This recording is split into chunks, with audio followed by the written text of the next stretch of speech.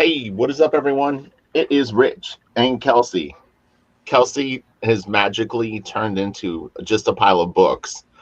And this is his awesome backdrop. You've seen other people do manga reviews and book reviews, and they have a beautiful bookshelf. Kelsey, not so much. He just has a pile of stuff. He'll be back in a second. He's. I was gonna say something inappropriate, but he'll be back. He's just going to grab coffee, actually. Anyway, hopefully everyone's doing good. We are doing more manga today. We've got two different artists we're going to look at, and also a few different books. So it should be really fun. We'll do a regular sort of early chat where we talk about what's going on throughout the week, and like inspiring and hopefully insightful things that if you're an artist and you are working. My camera keeps going out of focus. This thing is pissing me off. I don't know why it keeps doing this. Yeah, so we generally will start with like an honest conversation about what it's like to do jobs, to create art, the challenges that you face just as a person doing art. If you're critical of your own work, if you're bad at time management, if you have self-doubt, all of that stuff pops up throughout the process of creating art. I'm actually having a blast. The one thing that I've mentioned that I have to get used to is I feel like this is a very relatable feeling too, because I know so many people that want to draw that for whatever reason, you're either in school or you have a normal day job, but the dream is to draw. So for me, my normal day job was inking. It sounds like you go, well, that is drawing. It's not what I wanted to do, though. I mean, ultimately. So what I found is getting into penciling and being able to pencil every day is a very, very different experience. But every day before I sit down, the feeling that I have is like trepidation. It's like, oh God, here I go into this unknown thing that generally speaking has been kind of rushed and panicked and inconsistent because of schedules and stuff like that. And when you ultimately reach the dream and you're actually drawing for a living, every day you're just kind of adding to what you did the day before and the day before that and the day before that. And that's where you really start to see some growth. Like my level of skill has amplified a lot over the last couple of months, just based on the fact that I've been able to draw every single day and not have these, sometimes pretty sizable gaps. I know in 2008 to say in the window of 2008 to about 2016, I would sometimes not draw for anywhere from 4 months to like 16 months. I had huge breaks. When I was working with David Finch as an example, I didn't really pencil for about 2.5 to 3 years. So that's a huge break in the middle of learning how to draw. So challenges like that can be interesting. There's my man. Just push all this out of this. It's taking up my shot. There we go. You need to do what who's the artist that did mugwumps for heavy metal? He's kind of like he has a little bit of Arthur Sidum. So yeah. He you need to clone your books like he did the line at the Comic-Con. What? I mentioned this story a few days ago. I guess he went to a comic book convention somewhere, and everyone has like a 6-foot table. So he showed up early and took like 3 tables and just laid all of his stuff out on like 3 tables. And so there was a big brouhaha about it. And of course, people were complaining online about this. But he ultimately ended up. Of course. Well, this was a few years ago. This was before all the really crazy stuff. Comic people complain. That's like the untold story of comic bookdom. It goes with the show. My camera is driving me nuts. I don't know why this fucking thing won't stay focused. But Rich, anyway, it's just your face. I'm sorry to say that. No big deal. But it's just annoying because when I look at the screen, it's like I'm always blurry. But So ultimately what he did is he posted a picture of like the line that was supposedly there at the comic book convention for him, but he did it in Photoshop, and you could literally like see like the same guy with a baseball hat, like, you know, 2 or 3 times like in the line. So you need to do that with your books so that it looks like you just have a huge wall of books behind you. Yeah, I actually do have probably double this. Oh, I'm sure. In boxes, and then I got single issues, and then I got different versions of this stuff, and it's I need to like put it all out and take a picture and then do the green screen thing. I've shown a few people my actual, like, my real comic book collection. What I've got in my office isn't even a small portion of what I really own, and I mean, it's absolutely insane how much shit I have. I have like 8 bookshelves like in a storage, and it's just nuts. Like if you took a photo of it, it looks like the inside of like a bookstore. It's crazy. Because when I had 3 or 4 huge bookshelves, and then when Wildstorm closed, they were basically going to throw away the big bookshelves that we had. So I brought 3 of those home, and then bought 2 more. But it's you know, it's really my comic book collection, instead of being in long boxes, is actually on shelves. Because I always worry about bugs getting in the boxes, you know, like oh really? Well, like silverfish and stuff like that. You know what I mean? Like moths. You know, the last thing you want to do is open up a comic that you haven't looked at in 15 years, and you realize that a freaking silverfish went in and ate part of the corner. We'll have to do that maybe sometime. What is the oldest comic book that you own? Yeah, you know, because I'm just thinking about it. I think maybe the oldest comic book I own might be that Michael Golden Avengers. I don't know if I have anything that goes back beyond that. And that was just probably 88-ish. That's your oldest book? Is it 80? Maybe. Well, I used to have a lot more because back when you know you could find an entire run of New Mutants in the quarter bin. You know, I had everything, and now it's a little harder to find because I've given it away over the years. Several times where I'm like, F comics, and I'm out, you know, and here, take all my comics. I'm going to go be a monk, you know, and then years later, I want it all back. When in 1996, I almost got fired from Wildstorm when they were cleaning house and sales were slipping. It sounds weird. Like, I mean, I'm just always very blunt about stuff. Look, the reality is that sales were slipping, and they were really focusing in on a core title of books that they were going to do. You know what I mean? Like, they had a lineup, and I remember going home that night when I was like, "Fuck, I might be out of here," because it's like I was a new point. I didn't have any kind of pedigree, and I remember going home and looking around my office and just going like, "Man, all this stuff might be gone." Because at that point I was young enough where I was just like, "Fuck it, I'll go back to music. I don't give a shit." Mad Ruth says Gold Key comics. Everyone has some of those. I actually don't, but you don't love have a Robot Fighter Gold. No, I do not. But I love Gold Turok? Key comics. Dude, I actually love all the Hanna-Barbera Gold Key, and what's the other company that was kind of like Gold Key? Dell.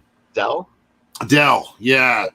But I love it. They did all the TV tie-ins. I mean, they were like the IDW before IDW. Right. Yeah. In a way, they were. It's funny. What was funny is, so I thought every comic was going to be worth something. I figured the older the better. So I was at the swap meet probably in like the late 90s. You know, like a parking lot swap meet kind of thing. What they call them, swap meets? Is there another name for that?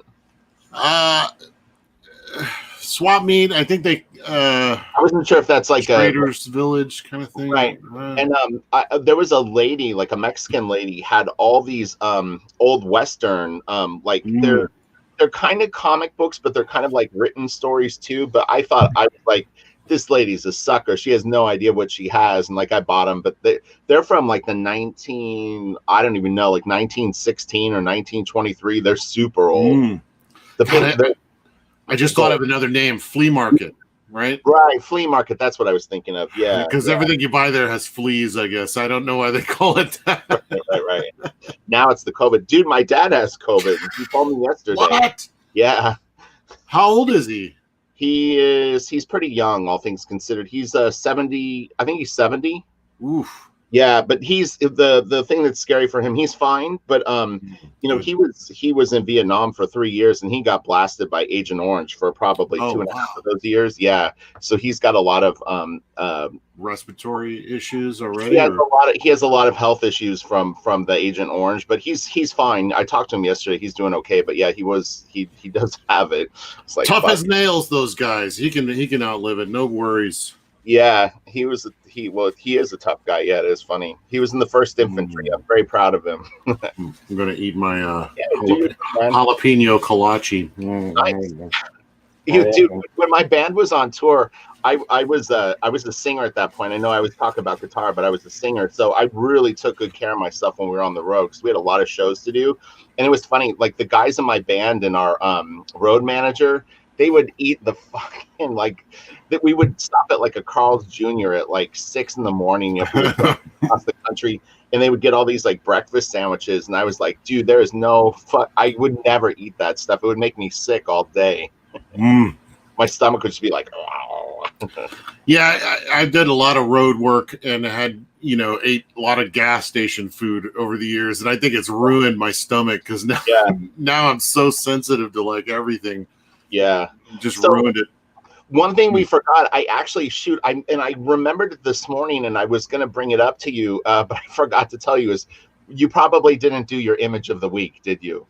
Oh, shoot. We'll start it next week. But I remembered this morning, and I meant to tell you, but I did actually pick one. But I don't have it ready. So anyway, but we'll do that next week. But the idea for people watching was we look at art and we look at photography and all this stuff. We're always bombarded, anyone, by imagery. And so what I wanted to do is each week, Kelsey and I share the image that we saw during the week that really had an impact on us. It was either a beautiful photograph or a piece of art that you went like, man, that's a keeper. I always call it like, is it JPEG worthy? Will I save it? Will I save it on my phone or will I not? Yeah, this week went by so fast. I was sitting there going through like, what did I see? I think I'm kind of obsessed with Minecraft at the moment. So are you okay? I love 8-bit and like 16-bit like that lo-fi art. Yeah.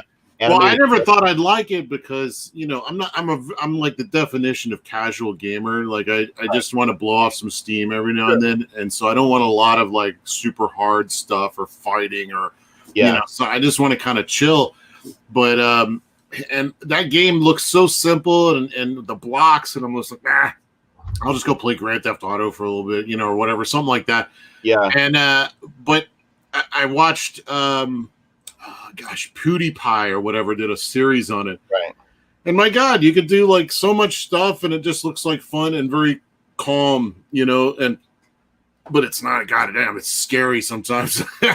But anyway, that's most of the imagery I've been consuming in the last week has been Minecraft.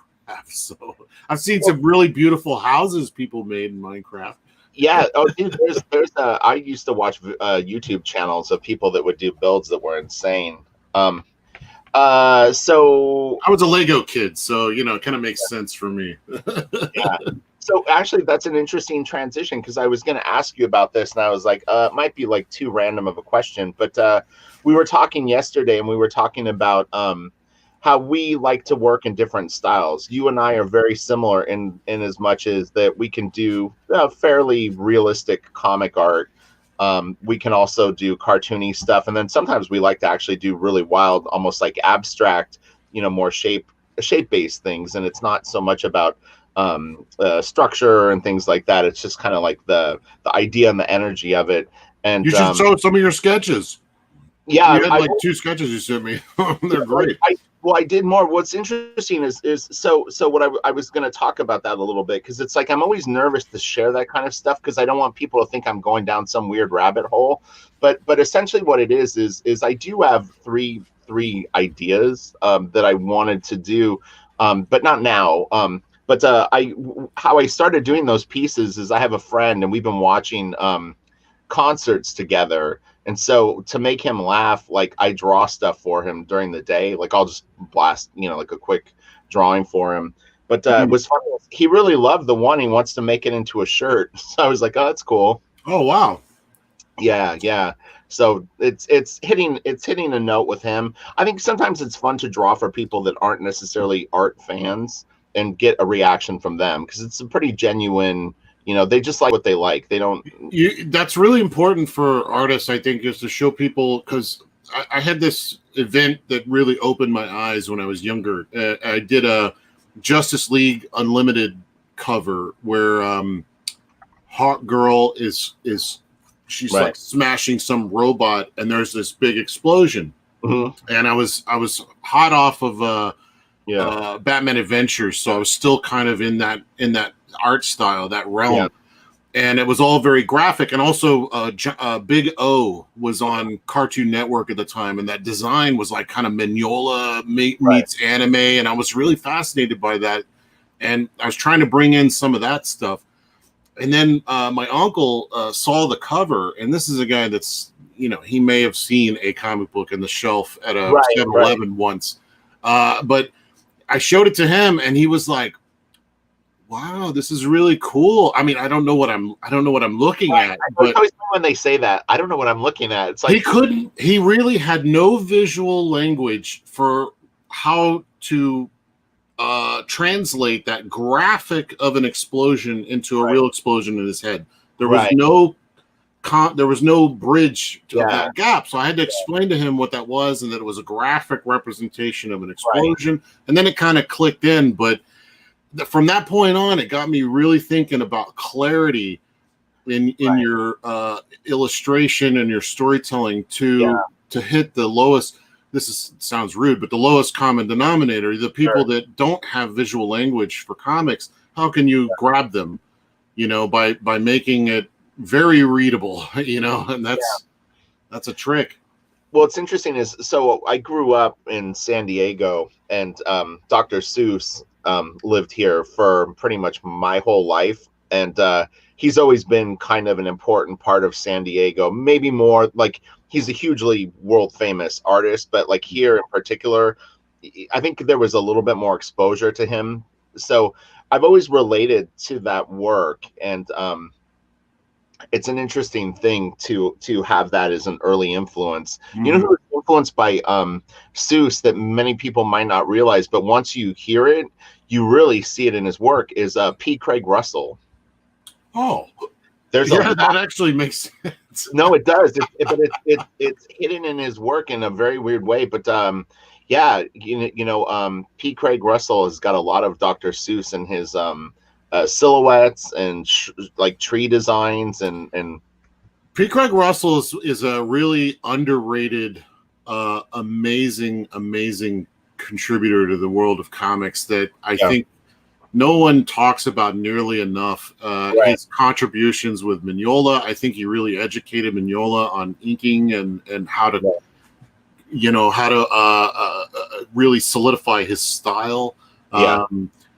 P. Craig Russell has been highly influential in a very subversive way that I don't think people are aware of, just how many people he's touched with his work.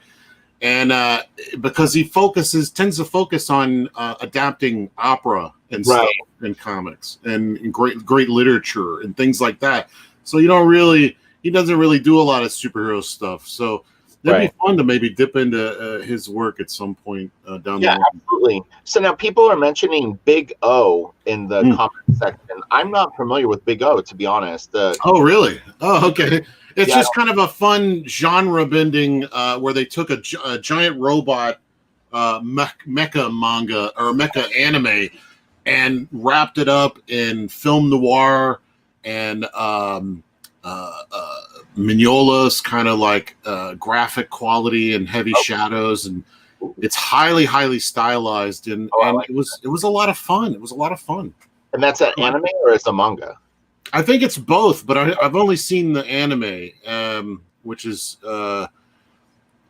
It was on Cartoon Network for a while. That's the place I saw it, I think. Yeah. So you mentioned something interesting. This was another topic that I thought we would that I would maybe throw out, but you set it up in a little bit of a way, and then we'll get into the topic for the day. But you mentioned inking, and P. Craig kind of explained to Mignola about inking. So look, I consider my inking career over. That sounds weird, and people I think maybe take it the wrong way. But that I thought my coloring career was over. It's never over. Right. But the thing is that people a lot of times want to ask me about inking, and inking is a career. So I thought what I would do is I'm going to turn it on you. So how do you see inking as a career moving forward in 2021? Yeah. As a specific job, a singular job. I would say that it's probably very difficult to get in the door now as a inker in the mainstream, like your DC, Marvel, because their page rates have gone way down, and they're having to hire artists that do it all generally. Right. And that's also kind of the flow of things where it's becoming more auteur driven, where I don't know if that's the right word. Just people. I do. People with multiple disciplines now. I think people want to have control over the look of their work. I think things are just changing. But I also I always gauge things by myself, because I always think that I'm a free thinking individual. Nobody think, but it's like I keep running across these situations where my feeling ends up being the kind of common view of things, Right. So I'm having this feeling like I want to go back to our roots. That's why I'm shifting away from computer finishing, moving back to paper. Like I'm feeling this because of the collapse. Or no, collapse is kind of a big word, but just the dimming down of the comic industry based on how we've been going with the digital and the kind of lax storytelling and things like that. We've kind of let it go. I think the majority of it. There's still like a lot of brilliant work happening out there. Sure. It's not gone, but I'm feeling this need to get back to basics, and that includes respecting the art form and the disciplines that have been set up. Like I have a buddy that is a traditional inker. I'm dying to work with him on stuff. In fact, I need to write him back and send him a bunch of stuff. I just haven't had that in my programming for so long. It's really hard to shift over. But yeah, I would say that there is room for inking in the future, but you should definitely be working on other disciplines. This is why I've had a career for 25 years, not because I'm an amazing penciler or an amazing whatever. It's because I learned every discipline and made myself indispensable. I can get a job in any level and make a paycheck. So I think that I don't know that you can really focus on one aspect. Like I've said for 5 years since I've been on YouTube, I've told people, I'm like, if you are at the very beginning and you are trying to make a decision of should I ink or should I pencil, I've always recommended just learn to pencil.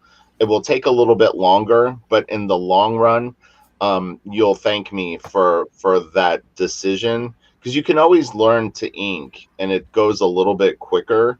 It's just they're really incomparable. But I think sometimes the confusion too is you start talking about inking. I see people talking about Bristol board.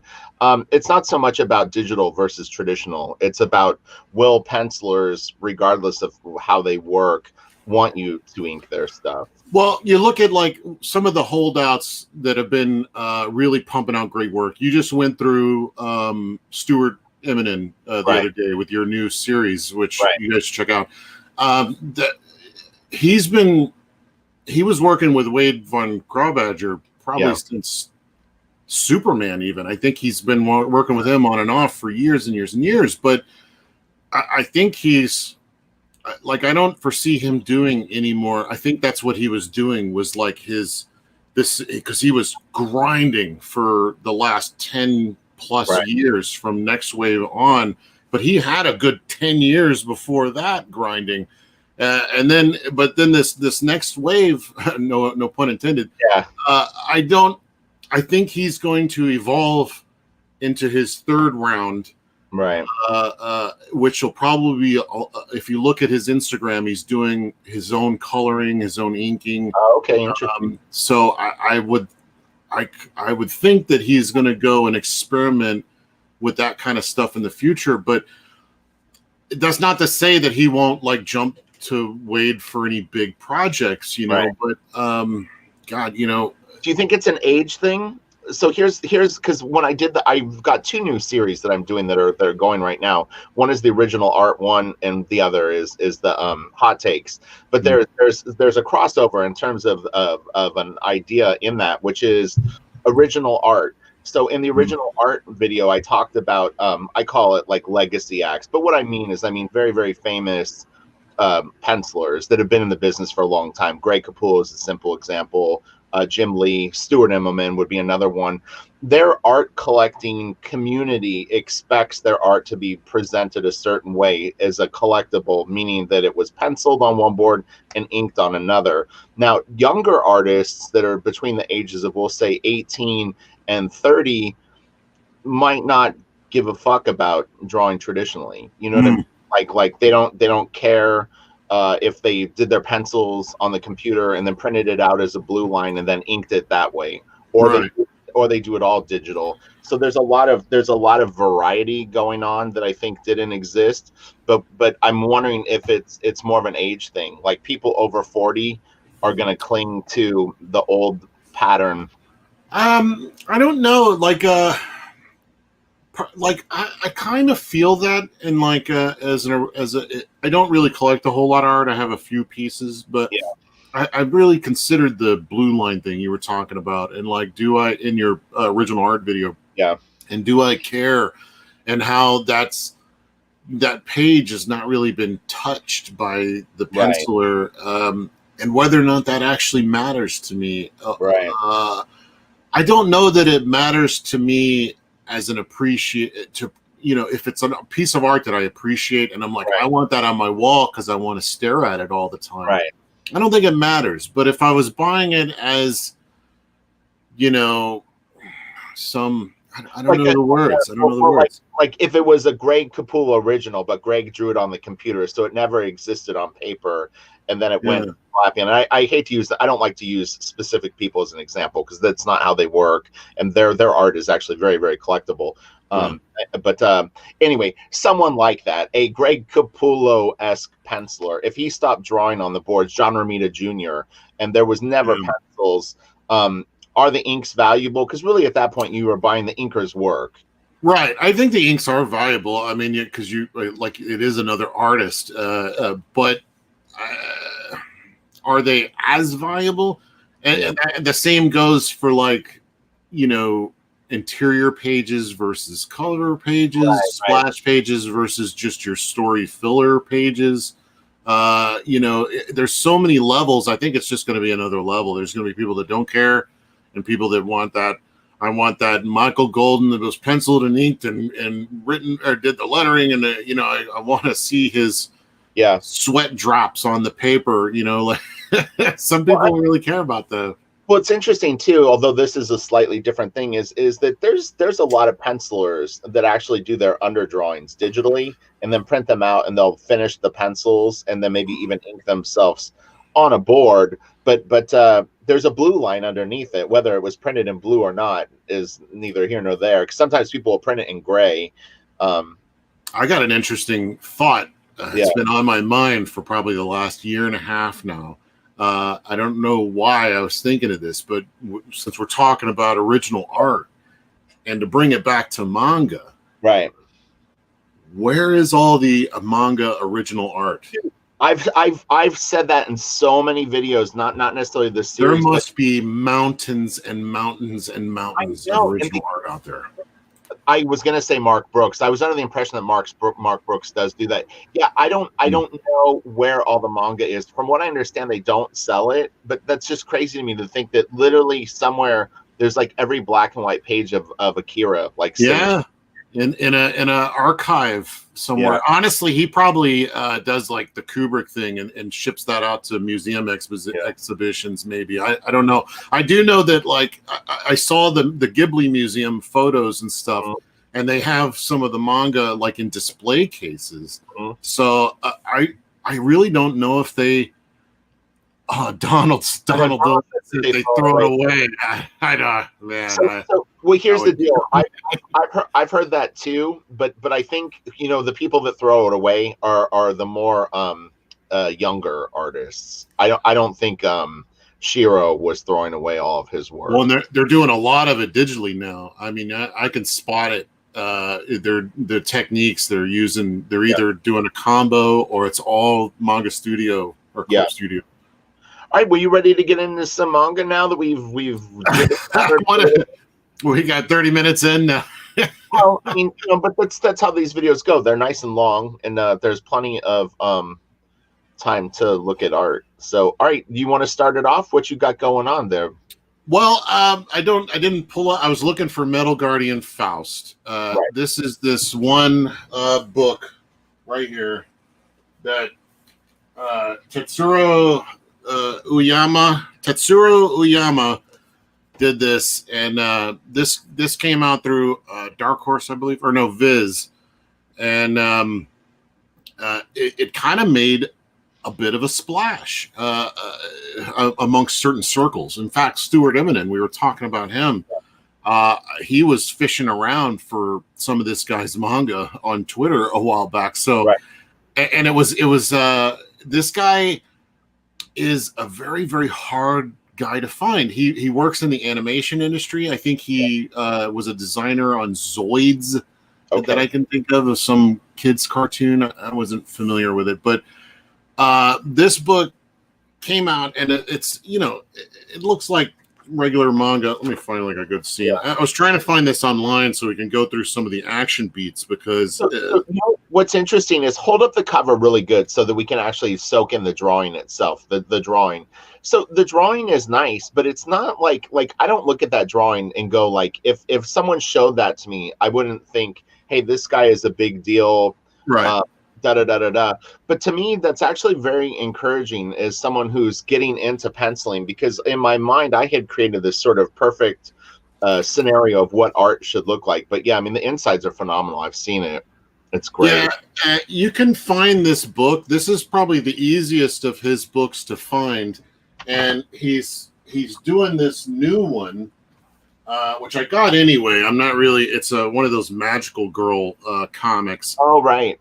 And I'm not, it's really, really light on the action, and like I can't read it, so I don't know, I don't know what the story is, and I don't really care about magical girl manga. So I got it just because it's so rare to find some of his work, and I actually had to buy it from a Japanese distributor. So, but he has two great works that are really hard to find. One is Lampo, which he did after LAMPO, after Metal Guardian Faust. And that's the evolutionary jump from that to that is phenomenal. And that's the hardest one to find. And then he did one after that, which you used a scan for the JPEG. And I forget the name of that one, actually. But that one's also just brilliant. What do you call it? His action timing is some of the best. I mean, next to like Sadamoto, we were checking him out. His timing is like immaculate. This guy is the same way, but does it in a very unique way. Like the moments that he chooses to pause on, are kind of off time in a way that I've never seen before. Huh? What year did that book come out? This was when was this? I'm pretty sure I bought it in the 90s, but when I was looking it up, it looked like it was somewhere around $70 to $100 for that book. This says 98. Oh, no kidding, $70 to $100. Yeah. Wow, that's interesting. Yeah, there's. Let me show you some of these. Okay, here's this great action beat. Wait, where's just the front page? All right. You know, you can see he's fighting this like big robot. Right. You know, blam blam. You know, it's kind of hard to do this from this angle, but you know, he's got some like cool action. It looks a little like your Nexus work. I mean, not literally. Dude, this guy is such a huge influence on me. And check this out. I love this. This guy is like an electric dude, and like he's like he's like he turns on his like electric power. Right. And then check this out. You can see the lights going out. Oh, that is really very cool. Yeah, but he shows the light here, so you can kind of You can kind of see, you know, the storytelling of it. And then like all the power goes out. Yeah, they keep it going. Oh, that's great. You know, and then they get shots of the family, and they're like, "What's going on? What's going on?" And you know, you go back to the action, and of course, whoosh, whatever he's doing, I don't know. But it's that. Oh, and this book is really weird too, because all the bad guys are like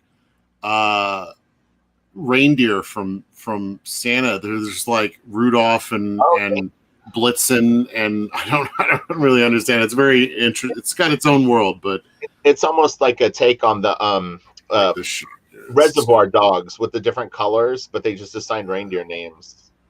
Yeah, he's got some really interesting design. But what I like about this guy, and I think what maybe a lot of other comic book artists like this guy for, is because Metal Guardian, his design isolates all the muscle groups perfectly. Right. Yeah. And so it becomes like, let me show you. He's got like...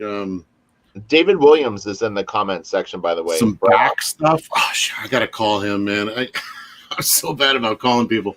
Hey, David, what's going on, dude? David's amazing. We should go over David's art sometime. I love David's work. He says Adam Warren loves this artist. Yeah, exactly. Adam's another guy we should go over. That guy's got a brilliant career. But yeah. David knows this guy well. We've talked about him before. He is highly influential among a very niche group of guys, and they're all brilliant. The people that love him are brilliant. So it's like he's obviously doing something right. I saved some files that we can look at a little bigger. Let me open them up real quick in Photoshop. Okay, yeah. I searched his name and then pulled up about, I don't even know, maybe 12 or 15 pieces, but we'll be able to pour over them a little bit bigger.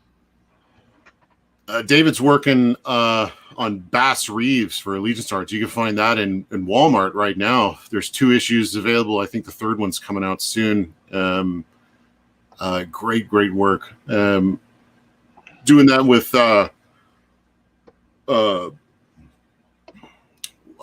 shoot, what's his name? I always trip up his name. Mitch Breitweiser? No, I know his name. I mean, you know, sometimes Mitch Breitweiser sounds like a beer, you know, like I gotta get me a Breitweiser. No. So yeah, I'm doing Nora Saga with them. That's also out there. Yeah, it's all the new ones are coming out soon. But you can find those at Walmart. But all right. I'm gonna go and I'm gonna share the screen, and we're gonna go check out some of the stuff. And let me know if this is all his work. It doesn't look like it's from the same book, but I think this is the same artist based on the search. So this is Ueyama. Is that how you say it? Is that the right artist? I'm pretty bad with those names, but yeah, Tetsuro Ueyama. Okay, let me know if you think that this is it. Okay, I can't see the screen anymore, but is this his work? Yeah, that's one of the last big books that he did. There was like, I don't know how many volumes, but right. His art, like I tend to like this stuff a lot. Like I like, you know, guys like Jim Lee, because you can easily break down kind of what he's doing and the anatomy and things like that. This stuff is like a level up. I mean, you're looking at it's much more advanced rendering and Right. compositions and body stuff, and it's very good. But the action beats are still the same. Like he's got this. It's kind of like in music when you're playing. What is it? It's in fours. You're like if a drummer is like hitting. He's hitting on the offbeat or whatever. It's not quite what you would expect. Right. Where he'll kind of stop the action in a very particular way that I don't know. I've tried to figure it out. I can't figure it out. Like even in this new scene where I got Nexus throwing this rock at somebody's head, and I was like, how would Uyama do this? And Yeah. I can't figure it out because I have a very natural sense of timing that I follow. So trying to figure out someone else's beat, is a really interesting exercise. Now, when you talk about that, what are you looking for? Is it the amount of space or negative space or lack of it that you feel creates the beat and the tempo? What is it? It's really about like, okay, for instance, I got a scene where Nexus is using his power and he's bringing a rock up to his hand from the ground. So already that's at least 2 beats. That's showing the kind of before, and then the rock flying up, and then there's the wind up. So this is, and to me this seems very like traditional kind of timing where you have the wind up and then the next shot is the throw, but he'll do it in a way where he'll stop the shot mid throw. You see the ball like halfway in the air, right, and then you'll see the aftermath, and the way you put it together in your head, it flows so much smoother somehow. But I don't know. I think I'd have better luck if I was actually writing it myself and I could time it out. Yeah, I was literally just going to say that. Now, let me ask you this: if a writer writes a scene and he goes, panel 1, the person sees the rock on the ground. Panel 2, he levitates the rock. Panel 3, the rock is thrown, and you go, what would be cooler is like if I did this. I'm going to add a panel. Or like you're gonna maybe have the rock start to tremble on the ground is going to be an extra inset, as it starts to. Mike Barron knows storytelling very well. Like, so he's very good in his own rhythm. Right. I come from more of a film background, so I kind of want to see a few more beats in there. So I'm having to kind of rearrange a little bit. But 9 times out of 10, you'll get a script that says.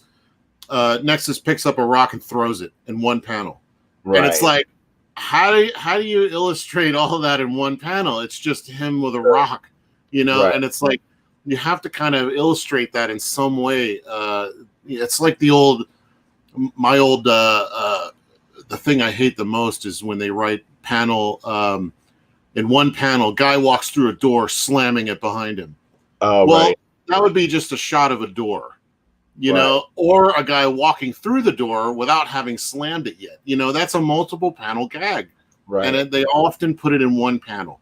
And that's what I like about manga is that they decompress those situations to add the drama that it's supposed to have, but you need room for that, huh?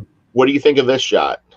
Oh, it's brilliant. I mean, come on. I mean, look at that's I'm trying to master the double pager thing. Like I've been looking at Olivier Coipel is very good at it.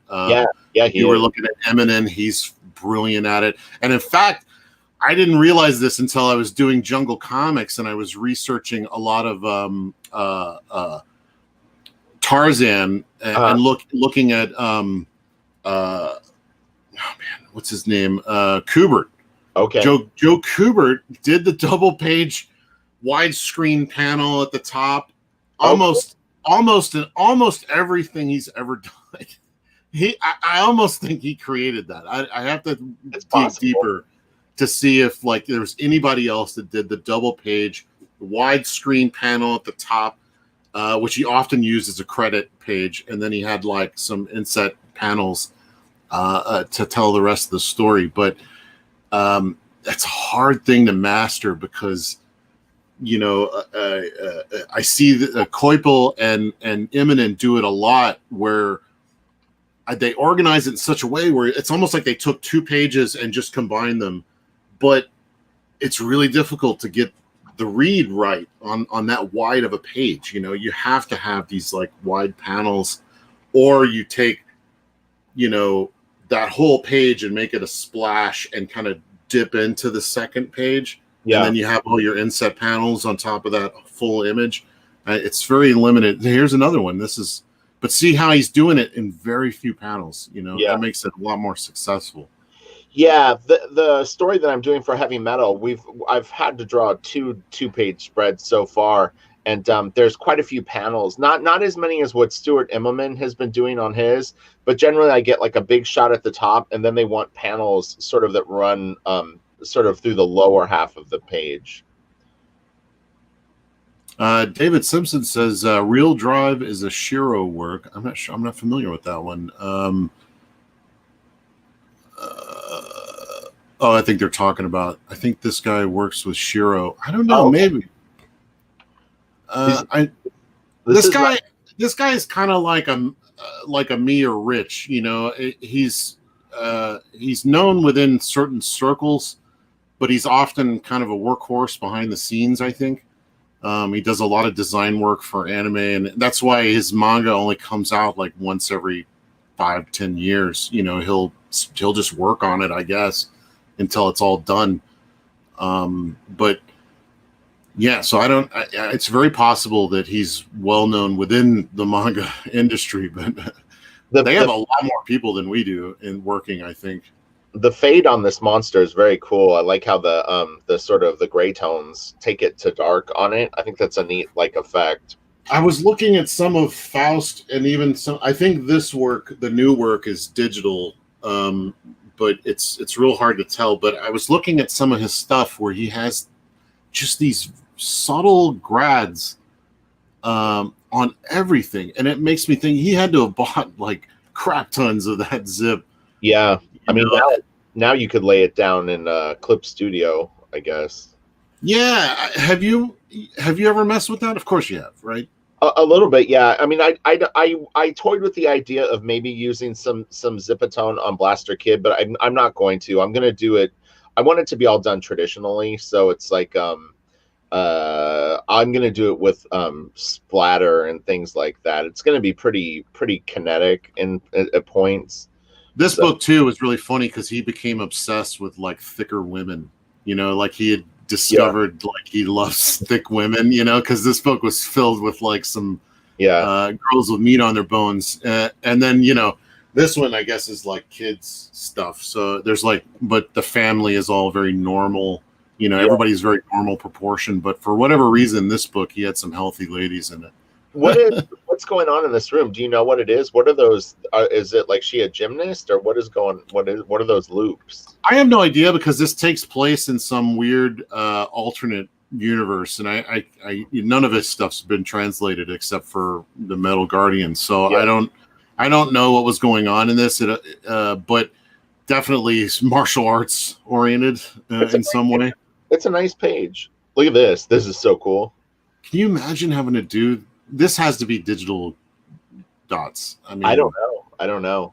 Although this was done before digital dots were easy, so maybe not. Yeah, I mean, if you've got assistants that'll lay this stuff down for you, then there's no work involved. That's the thing. I'm not sure. I'm maybe it's easier to get assistants there where you can just like, I need someone to help me with this, and then somebody comes up, and then he gets a little bit of help. But I almost think that this guy kind of just does his own thing, right? Because his all his stuff, his tech, his environment work, his grayscale is consistent, and you can see an evolution across all his works. Well, and also, as you said, if this is more of a pet project for him, and during the day he's working for Shiro on like an anime or something like that, he may come home at night, and how he decompresses is he spends 90 minutes working on this each day, and so doing things like laying down Zipatone, maybe that's the project for the night. I'm gonna put the zip on the panel, Yeah, Brain Games is wondering what dots, and Vasson answered him, but just to go over that more thoroughly, they had all the gray that you're seeing is made up of tiny dots, and they come on these clear, sticky sheets that you can peel off or cut off a piece of it and put it on the artwork. In such a way, and then you kind of cut around it. So if you can imagine that every gray that you're seeing being individually cut off of pieces of paper, and then even like where the water, you see the white around the water there. I mean, imagine this, Brain, is like literally you have to go in and see this thing is on. You would literally have to go in and just outline this whole girl, and then you lay down like sticker paper. Yeah. And then you have to do it here. You have to do it here. You have to do it between her legs. And sometimes they'll have a look like on her head, the little poof thing on her head. They'll have like a little bit in the cracks. No, exactly. Well, and that's and now there's another sheet of Zipatone that's on her body. That's a fade that goes this way, and there's a piece that goes light to dark here. So that's probably this piece of paper and this piece of paper are probably two different ones, but it's the same fade. So Brain's asking, can they just use a sponge and dab it on? Well, you can. It gives a different effect. A lot of people use that for tree leaves and or dirt, grunge, because it has a different feel to it. I think they use the dots like this because it doesn't really see it here. Draw your eye. It just reads as like tone, instead of a texture. I mean, this panel right here has it. You can see it here, and then they'll scratch away with a blade, which takes the black dots off of the paper, and that's how they get a lot of the speed line stuff. It's very complicated. Yeah, and when you see stuff like Bastard, which we should look at sometime, because they do some stuff in that has to be digital. But the thing is that he was doing the same kind of look even before digital. So you're just talking about layers and layers and layers of zip. Now this looks like it's from the book that you were talking about before. This is the original book, right? With this robot. This looks like Lampo. See the kid. If you scroll down that last panel, there's a guy with spiky hair. This kid? No, the other one behind the old dude. That's Lampo. Yeah. Okay. This is a nice spread. Another nice spread. So you can see he was already in this kind of more advanced style. And then this new one, I'd seen him do some stuff. Like he hooked up with this company and he was doing a lot of this very simplified, girly manga kind of experimenting with color and things like that, and that really opened up his style. So like when you look at like the new work with the magical girl stuff, it doesn't have any of the black that his previous works have. It's very open, like it's like his version of Lynn Claire, Lynn Claire, whatever, the clean line style from Europe. Okay, let's see. And then we got this nice fight page. Digital is like cheating. Spawn one. Nah, I mean, it's helpful. It's just another tool. I think it's just like digital, or what is it, like CGI in movies. When we first had it, we just used it on everything, and now we're getting to the point where really it's a blend of all of it. We use the best of all of the things to work in harmony together. And I think that that's where we're getting with digital art, is that like, for me, and I know Rich has talked about this, it's really easy to do your layouts digitally. Yeah. Because then you can fuss with it as much as you want. Then you print it out and you draw it. Like for me, I don't spend a lot of time tracing it out perfectly. I quickly get all the line art on there, and then I throw that blue line away, and then I kind of tighten it up, and then I ink it, so that there's actually no blue line. It's just, it saves a lot of time and effort trying to get it right. I'm horribly inconsistent with like proportion, like sometimes I'll draw out a figure and I'm like, cool. And then I'll come back and look at it, and one of their hands is like enormous. And I'm like, what am I doing? But you can quickly grab that, shrink it up, but, so you just use and digital coloring too. I mean, that it's just so much easier, and you can get such a more advanced look to it digitally than you can by hand. So Yeah, digital is important. We just have to use it for its strengths and, use it wisely. Yeah. I mean, for me, what was going on, and like again, ultimately, I want to do traditional work. Is I was so freaking picky.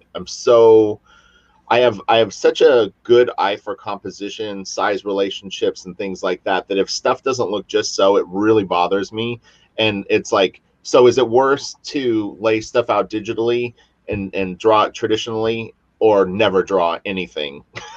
Yeah, true. Because I used to be horribly crippled by my insecurities as an artist, where I'll have to like dig some of those up. But I have sheets and sheets and sheets of typing paper trying to work out one pose in one Right, panel, and digital allows me to just do that very quickly, because like I can see this arm just needs to be moved just a little bit, or right, shrunk up, and instead of redrawing the whole thing, I can just right. do that, and then you print it out, and And this is what I've kind of said to people is, look, and you actually said this too to me, is you can kind of use this stuff as a little bit like training wheels, where it's yeah, but you don't want to have a bunch of crutches. But, and what I mean by that, here's the difference: is drawing traditionally digitally and having the ability to move things or take a mouth and slide it up a little bit or turn it a little bit. That is, like, you could say, well, that's a cheat, but you could do that with tracing paper. If you had a yeah. drawing that was crooked, you could outline the arm, move it a little bit, or resize it. It would be very time consuming to do. Now, It's this not is that bad actually, though. right, but one thing that I would say is what you want to avoid is tracing too much stuff, where you're Yeah. tracing a 3D model, you're tracing a car, because then you're not learning how to draw. You're Mm. just basically composing imagery and trying to make things. And look, it's a way to create pieces, but ultimately you won't be able to draw if you have to go to a comic book convention and someone says, hey, draw the character for me, and you can't do it. That's going to be kind of embarrassing. Yeah, I've Rich and I've had this talk. I trace a lot, like just because I need to get it done quickly. But it's not a it's not a cheat in a way. It is a cheat and it isn't a cheat. I could draw the car. It just takes a lot more time. But at this point in my career, I'm not trying to prove that I can draw a car. Right. I'm simply trying to get you into the story. Yeah. So if you can quickly read it as car and not break it down in your head, well, that's not right, Yeah. then you're probably more likely to keep following the story. Yeah. So, but I spent years and years working out those car drawings and those Yeah. potted plants and those perspective drawings, and I got it in my head. That's why I can do quick reference work Right. and not have it look like a bunch of different photos stuck together. It takes Sure. you have to have the Well, knowledge to back it up. like what you do too is you like it's someone, my monster mix is saying, what a bold statement, I trace a lot, lol. I But do, but I have a thing. You can, if you can point out where I've swiped something, I'll give you a piece of art, because I've I guarantee you're not going to find my swipes. I've seen Kelsey's layouts, and like you can clearly tell when he draws stuff on his own, and Kelsey can draw very, very well. It's really apparent to me, like when you maybe he doesn't trace to the extent of what it's sounding like. Like what he'll do is can I get into something like that's vaguely specific but not specific? Here, yeah, go ahead, go ahead. So the panel that you had with the silhouette of the horses, Hmm. to me that looked like it might have been Here, outlined from like a western, but the thing is actually, it's not. That's oh, funny. it's not. Oh, yeah. Here, I'll But show it. I'm sharing my screen. We can show it. I'll okay, show it. I'll go ahead and show my yeah, layouts. but oh, these layouts are great. But the thing is you'll draw it. Oh, okay, that wasn't. Yeah, you know what? It looked different than I was remembering it in my Yeah, head. so you're referencing this. This Yeah, is like yeah. It looks. I knew the shot that I wanted with the silhouettes of the horses, but they're not horses. They're called zoomels. And so like I was like, I'll get to this at some point, and I just kind of scribbled out really Yeah, quickly a gestural drawing. So like, this is kind of where I want the placement, and it's just a placeholder to go in and tighten it up. And then shot from inside. Actually, none of this. Oh, okay. This shot right here is an actual Steve Rude Nexus. That I'm just gonna go straight out and tell you. Right. I wanted that iconic Steve Rude Nexus shot where you can look at it and it is what it is, and like it should be iconic in a way, and there's no reason to like there's plenty of my own Nexuses in there, but I wanted this very specific Nexus look, and I didn't want to have to sit here and figure it out, so I straight up traced that shit. What's interesting about that shot and the particular approach to it, to me, that shot looks like it's almost a throwback to like, remember when Nexus was the guy. That was kind of the point in my head as well. I mean, this guy's I straight up drew this guy. So and that's probably my favorite. Like that and the panel above where he's coming forward and the lighting that you have on him, the coal miner, the panel above it is those two are amazing. I think the lighting on him with his finger pointing is great. And then like all of that's just straight up kind of fussed out. I did take a shot of myself. That's a shot of me doing this, basically. Yeah, it looks amazing. That's so good. And I just took a snapshot. Instead of having a mirror, I just used my QuickTime to do movie recording, and I'll record a couple seconds of me doing something with my hand. And sometimes if I can't get it right, I'll grab a screenshot, throw that in there, and then loosely kind of quickly draw so that I get the proportions right. And then I'll go in and detail it out. Because sometimes the proportion is tricky for me sometimes. And like, I don't want to spend a lot of time getting it right. I just want it to look right and move on, you know? Yeah, that shot was so good. But it is tricky because if you, right here, you could tell it's a little more reference than this. So when you're doing your finishes, you have to make sure it all ties together and doesn't look referenced. Here's just based on the layouts, that stuff has a very, very, look at that shot of him winding up there. That farthest panel on the right is so good. In the middle. So all of this is just from my head. You know, and that I'm acting this out, you know, and looking at myself like in the camera right here, and then quickly kind of loosening and getting it in there. But then you can see right here with the shot I'm going into, I have a grid saved from SketchUp, and I can quickly kind of get it around. And what I wanted was this shot that I see Koipel do a lot, where he'll usually do them really tiny, but he'll have this great 3-point perspective. Little scene, you know, where there's smoke behind him and you can see the speed lines on the ground, adding a lot of depth to it. And I was going to have that guy being thrown back right here, and then the old guy right here, like looking back, like, whoa, you know, and then next is just following through with that pitch, you know, and try to make it real dynamic. I've never actually seen SketchUp. Like, I mean, I know the program, but the only thing that I've ever seen really like in SketchUp is cars and buildings and guns and stuff like that. I didn't realize that you could do. Are those? Did you place those like models, but like the silhouettes of the people? Did you place those in there just so you have an eye level? I'm gonna find my pen.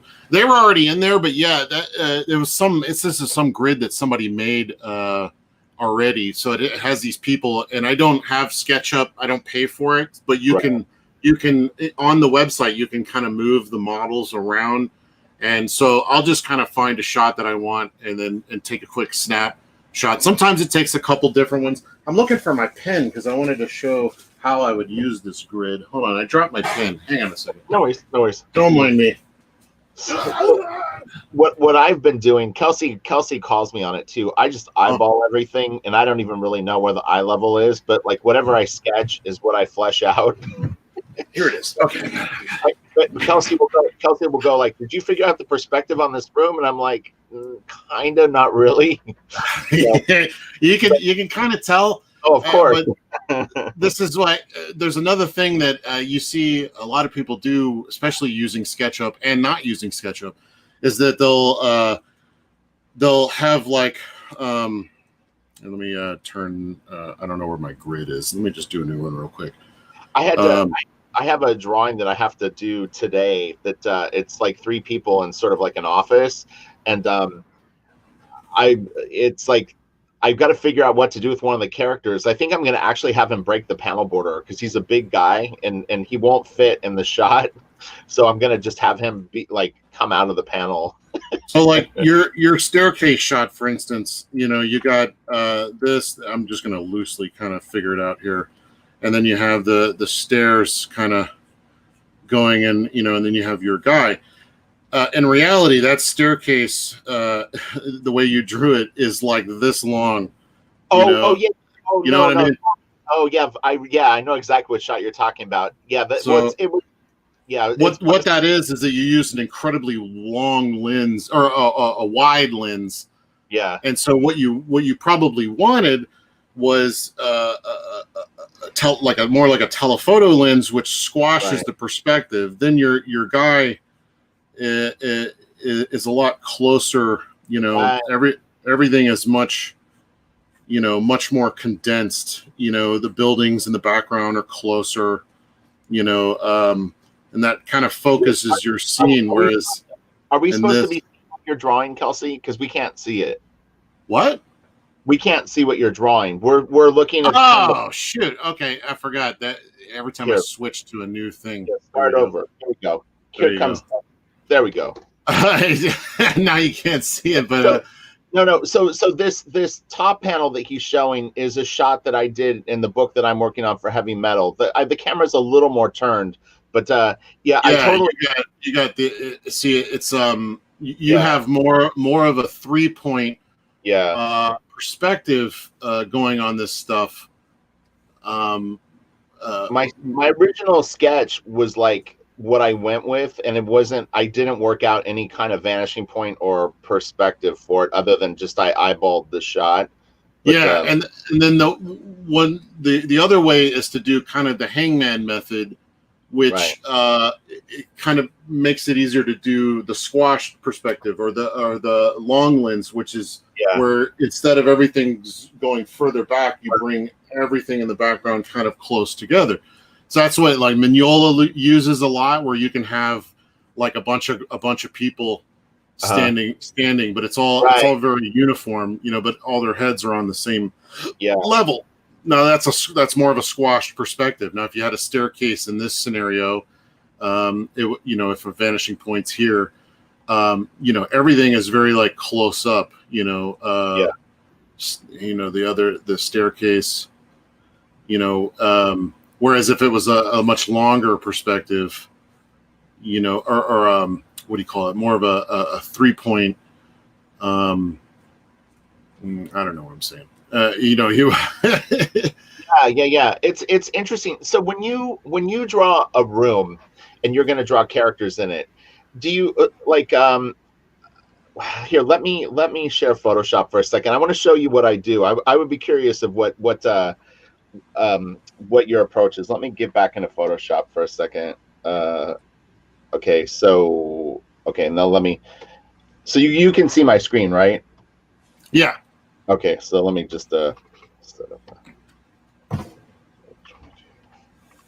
So when I'm gonna, I wish I was in Clip Studio. I don't really like this will be fine. All right, so if I was gonna draw a character in a room standing, I just sort of feel the room, and I don't draw any vanishing points or anything in it, and I'll just go like this. So I'll just like start to sketch approximately where I want the character to stand. And then kind of feel the floor that way. Yeah, I'll do that a lot too. Yeah. So, but the thing is when I have to fill the room with like other stuff, then what I do is I kind of go like, okay, so this is sort of what, you know what I mean? Like this is kind of the room that it's in. But so when I'm placing other characters in this room, I still do the same thing. I just kind of wing it and go like, well, I think a character might be sort of standing here, but I don't measure anything, so it's like I don't know. Well, that's why the grid helps a lot, because you can easily tell, like, here's how to use the grid in a very effective way for making sure that your characters are proportioned correctly in the scene. Okay. Yeah, because I'll tell you, it's tough because I am self-taught. I mean, I try to study good stuff, but I don't have any artistic education at all, other than the things that I seek out. So it makes it challenging. Well, I got this guy here, and I want this to be Nexus. And he's going to be in his full-on pitch, which will be something like this. You're not sharing your screen again. What? Oh, it might be because I went full screen. Yeah, you pulled out. Here, this program is so temperamental. Yeah, no worries. Here we go. Yeah, thanks for the help with this, because I've always kind of wondered what like real artists do. Well, I fake it. I'm the guy with the red cape. Come on. Right. So we all have a little red cape in us. Yeah. So this is very loose, but you can kind of see. Here's maybe the ball flying. Well, actually, I want to have it fly here. See, here's your perspective line, or that's your. I get that that's the eye level. But my point is would you actually lay out a room like this before you would actually draw the room, or do you just sort of like you go, this is kind of approximately the shot I want, and then figure it out? A little bit of both. It just depends on how clear you have it in your head, So, but this is a real easy way. Another kind of like if it's an off perspective. Right. Say that they're more down here, like this is your figure, and you're like, how do I make it the same size down here? Yeah. You simply follow the line. Right. Yeah. And then that's how big your guy is over here. Right. I have to do a big party, like a cocktail party, a double page spread with. Yeah, it's kind of one of the. I've already. That's when I suggest doing like a big wine glass, right, and a guy, here, and then a pillar here, and some stuff here, and then maybe some, right. Oh yeah, so you're smart. Boom, party. It's a double page spread, so I already have it laid out, but it'll be a lot of stuff to draw. All right, so you ready to look at some more manga? Yeah. Who are we looking at now? You got some more lined up? Dogs. I've got some dogs open. Oh yeah. No, this is a new guy. You were asking about contemporary guys, and this guy. I don't know if you've followed the news, but there's a lot of stuff going on for this this anime called Ruby, RWBY. And I never really paid that much attention to it, but then I was looking at what else this guy has done. His name is Miwa Shiro, and you can find him on Twitter. He's actually on Twitter, and he posts a lot of stuff. But then I found out he did a work for hire book. He did like the first volume of this Ruby, but this book, Dogs, is his own personal book. I'm nearly sure I opened some Ruby too, so I have a little bit of Ruby also. Yeah, this stuff is cool. It reminds me a little bit of Bandit Jing. Do you know King of Bandit Jing? It has that it's funny. It's like I often wonder if this style came from Mignola and Stelfreeze, and there's guys that have been doing a much more angular, much more use of blacks, and I've never seen that in manga outside of I think the artist that did King of Bandit Jing definitely looked like he was in a Mignola and Capcom stuff. You're right. Capcom was also in doing that same kind of stuff. Yeah. I'd be fascinated. I bet you it is kind of Mignola influenced in a way. But this stuff, I love. I love that you can see this. Yeah, it's very simple, but I love that you can see the sketching in the black. I don't know why I really like that. It's very cool. It keeps it looking like it has life, and it doesn't look as mechanical. There's still a hand at work in this stuff. Right. Well, I mean, we've seen a million times. Oh, hold on. This is we've seen them. I'm used to doing this, but the everything in Clip Studio looks jet black. You know what I mean? Right. and it looks very, very flat, and it's got a very kind of anemic feel to it. But yeah, when you can see a little bit of the lines and stuff and the blacks and stuff like that, I think it's just much more interesting. When I'm doing digital work, I do a lot of scribbly kind, and I use a lot of rough texture, not big texture brushes, but just something with a little natural flourish to it, so that you'll get these happy accidents that'll happen. Anything to make it not look too uniform. Yeah, it's really unless that's what you're going for. Some people like,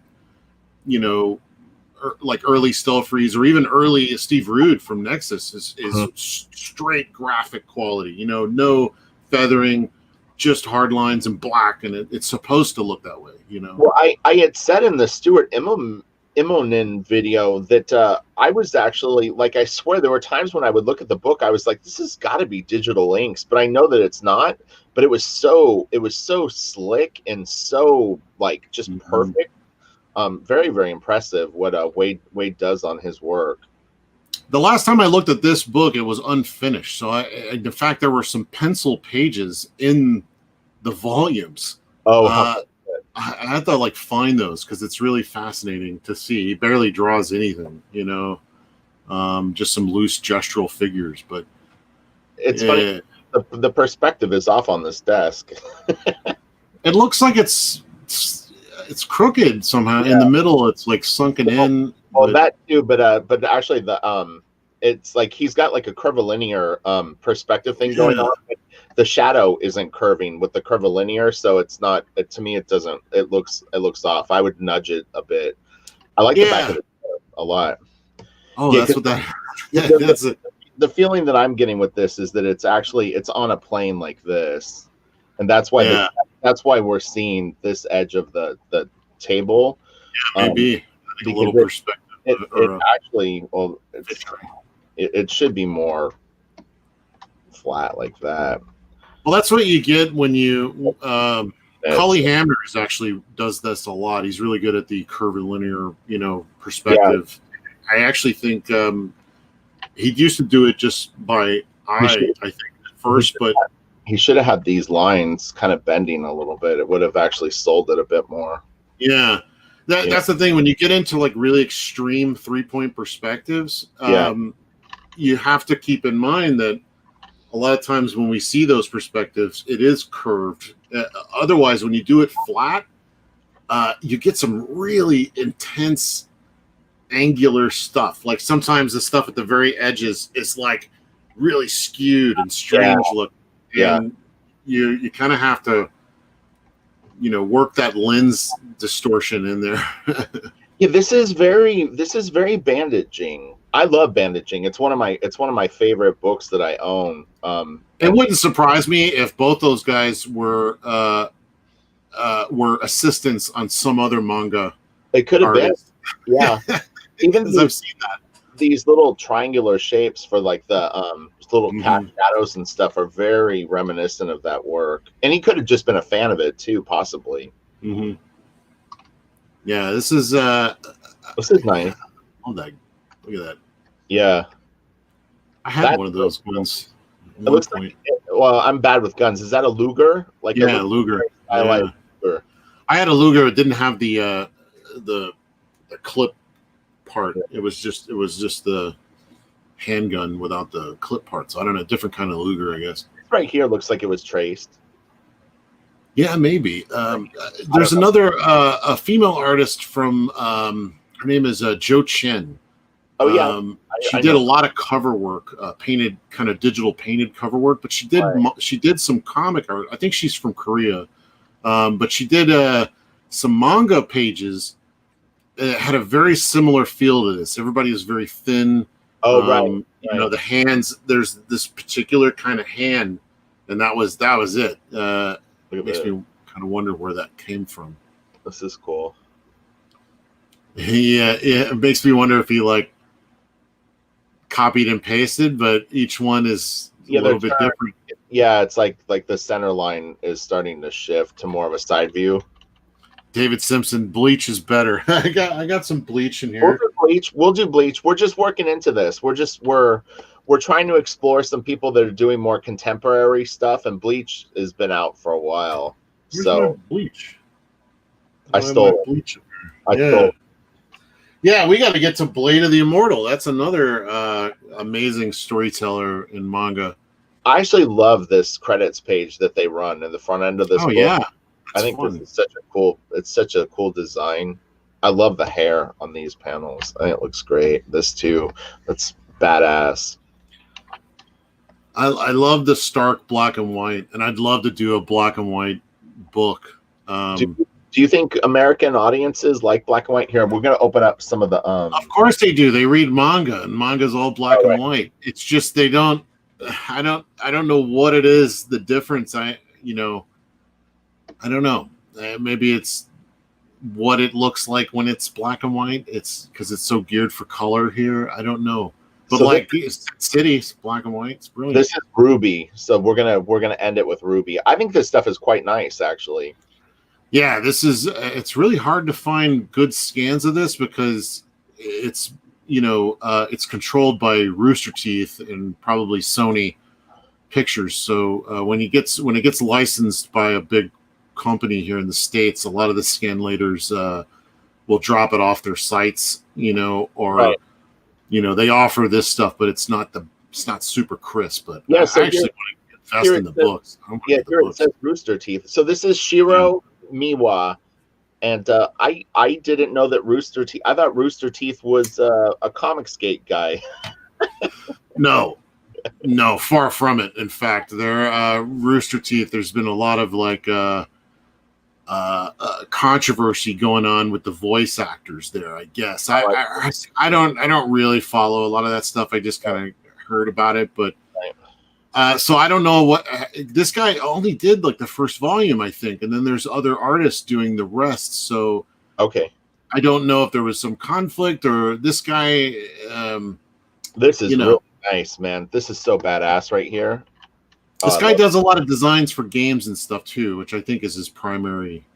This is good. Dude, these two panels right here are so awesome. Man, that's shit. Oh, I love that. Those are a camera bokeh. When the lights turn into those little dots, it's called a bokeh. Bokeh. Yeah, it looks great. Yeah, and it's a lot of fun to play with. Instant depth of field when you put those in there. This is actually inspiring me. I love when people will leave out eyes. I think that's such a bold move. It's weird here in the States because I've seen people try that, and I've seen other people. I read a book called Gray, and the artist of that leaves facial parts out a lot. Right. And I've heard people in the States complain about that. Right. They don't even have an eye there. There's no nose, Yeah. So, but I like that too. I don't know what it is that We'll bring it. Look at this page. This is insane. I know, it's really cool. This is so good. I want my book to look like this. I know. Well, what's funny too is every single drawing on this. I tell people this all the freaking time too.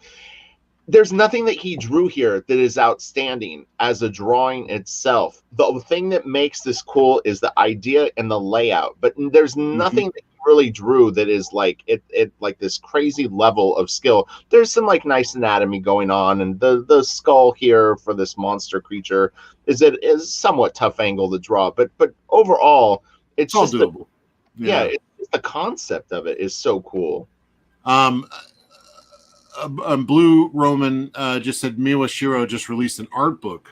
Yeah, I saw that too. It's a bunch of his designs and colored stuff. He's very good.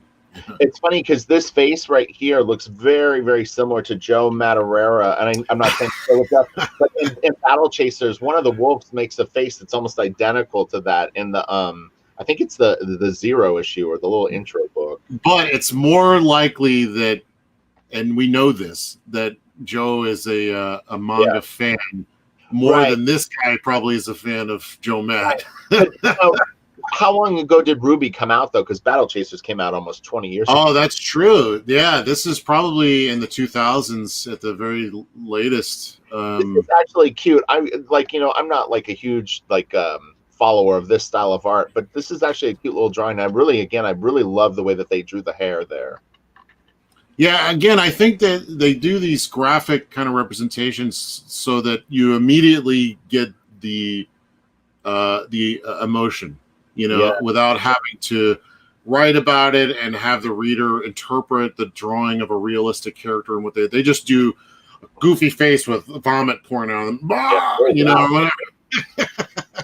Dude, this is a nice double page spread for basically not a lot of drawing. Wow. So clean. Yeah. I mean, I love, man, that's really cool. The economy of storytelling, where they don't have to show a lot of the backgrounds, but then you get complaints where there's like no backgrounds, especially Europeans, they want backgrounds in every panel. But you don't need it. This to me, this scene is about what is happening right here, what we're looking at. It's not about the environment she's in. The big robot or whatever this is dragging this huge sword across the ground and it's creating all those sparks is so badass. And then it scoots right by her. It's going like right to the side of her. It's nuts.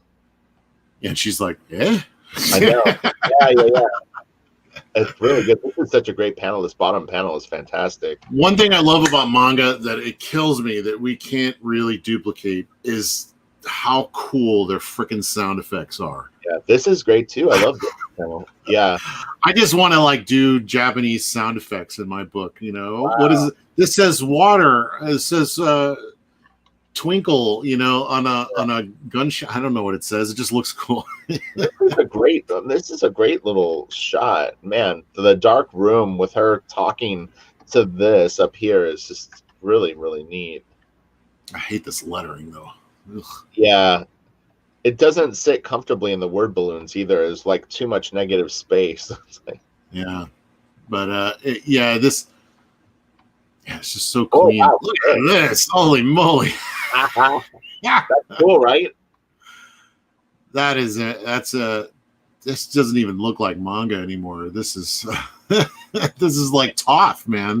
It's interesting that they went with gray on this part of her body. I guess it's the cloak. Yeah, I think Ruby is like a reimagining of Red Riding Hood. Oh, I see. Okay. So this would be like a red cape. Yeah. Little fairy princess dress or whatever she's wearing. Yeah. Man, that's some wild graphic design here. Yeah, good stuff. Yeah, this is really, really cool. So when it's interesting because I was thinking like if I did something like this and took a style, this graphic at this point, this is an interesting beat in the story because you could go this simple with something more detailed, where maybe like something's changing, like there's a shift going on and it's just this very like kind of one-stop moment. I would say that if you're gonna do, it's always you want to focus on what it is that the story you're trying to achieve. Like obviously the story right here isn't about that cool ass rock that she's standing on. There's no need to like make that super highly detailed. It's more about, in this case, it's probably about this moment where she's considering something, or it's a pause in the action or something where it's more about the mood than it is about making sure that rock or all her details are in there, and that's where you can balance and you can actually save time. I find that some of my most successful stuff is when I have the least amount of time and I'm finding shortcuts for everything. Right. And then I look back at that stuff and I'm like, this communicates the story so much more effectively because you're only focusing on what matters. This is beautiful too. I love that. God damn. It's a lot of dialogue to bounce around. It makes you wonder, like, see how her nose is cut off by the dialogue balloon? It makes you wonder if the original has that. Did he do that? I know. Why the fuck is this so big? Like, even the bottom panels, it's like... Manga does that a lot, where the people doing the lettering do these giant letters. Yeah. And it almost chokes somebody. Man, some manga I've seen back in the day, it's like, holy cow. It's like... The font isn't horrible. I would definitely not want it for Blaster Kid, but it's an attractive handwriting style, but I don't think it fits the story. This looks too. It looks like a woman's handwriting, like she's writing in a journal. Yeah, and then there's different kinds of lettering. But anyway, screw this letter. Yeah. I love this. Yeah, it opens it up. Oh, she's running on the sword. That's awesome. Do you look at this bottom panel? Wow. Yeah, great stuff. It's all very typical for, you got your girl with the huge weapon. Yeah. Running along swords, and I've seen this like any number of times, but in this particular case, it's the, I don't know, his rendering and his shot choice, and it's just all very well done. I love how the lettering, his sound effects go with the shot so well. Yeah. We could do something like that in Blaster Kid with like actually drawing a little bit of the lettering in with some of the stuff. It would be kind of cool. Yeah. I didn't really consider that before, but now I have. Yeah, I actually like sound effects if used properly. I actually love them in Akira because they're just these little black onomatopoeias, and it's usually right next to whatever sound it's making. So, it's rarely ever some giant thing unless it's a big moment, then he'll blow it up. But this second panel right here, she looks really cute here, and then it's funny that she's like reverse age. She looks like she's like 5 years old now. I don't know. And then she looks like a teenager there in the bottom. Yeah, she kind of does change age. What is that? There's not a huge amount of difference going on, but she does look younger. I really like this right here. This is a really cute drawing. Yeah. The face is a little more constructed like a Disney rather than anime. Yeah, it's cute. Or manga. Look at that. So this is digital, obviously. Yeah, definitely. And it doesn't look as good. It doesn't look as good as the hand done effects, or like the, what do you call it, zipatone or screen tones. Yeah, it's too clean somehow. Yeah, that's one of those things where you if you're gonna do digital, you kind of want to work it in, or at least make it look like it connects. Yeah, it's not bad. This really goes back to a classic, like, to me, a more classic manga style. But I love to me, I'm looking at the rendering. You see in her hair in that top panel, you can see clearly these line breaks where the tips meet, or where two lines intersect. I love doing this a lot. I know colorists, like that, right? Like it ends like that. Kind of, yeah. It just kind of, it's usually like where the points are, where if it's in a dip or if it's in a point, you'll just leave this little break. I know a lot of colorists really hate that because they can't easily select.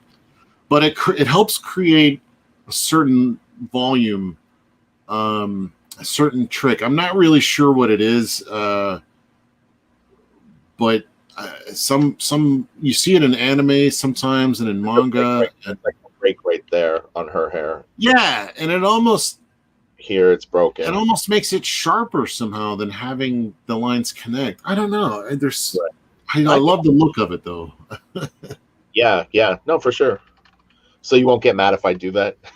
No, not at all. Like it's funny because like I was a colorist for years, and when I do that, colorists would always like complain, and I've had one colorist fill in the gaps. I'm like, don't do that. Yeah, don't you dare. I'll go in and recolor all your shit. You better behave. This is neat. This is like a continuation of the wolf fight, but in color. It's kind of fun to see. I love that he's just so limited with just the red. You know? Well, except for the bullet, but sure. Yeah, like, it's fun. Red teeth. I really like that look. The red teeth. Yeah, it's different. Yeah. Let's see what the chat's saying. Yeah, you check the chat. I can't see it right now. They're all talking brilliant stuff. I can't. I'm too dumb. Yeah. Yeah, great stuff. I'm gonna have to run here in a bit, but let's. Yeah, no worries. Not a problem at all. We're running into a long show. Oh, I love this. Boy, when he does this real stark lighting on her and she's in this black room, it's very, very cool. You see right on her armpit area where that little area. See how the shadow is real subtle. It's like when you do flash photography at like a party, right. like you got your flash on, and then you're suddenly seeing like the guy here, and then the shadow on the wall, even if it's far back, it's like right hovering around the edge because of your perspective with the light. It shines the shadow like whatever's right behind it. Yeah. And I've noticed that I even heard some more sophisticated artists talking about that, where after a while you stop relying on line and you start defining the line with a shadow. Right. And, Phil Hale does that. Yeah, and it creates a very interesting look if you can control the shadows and lights and line to create depth and volume. And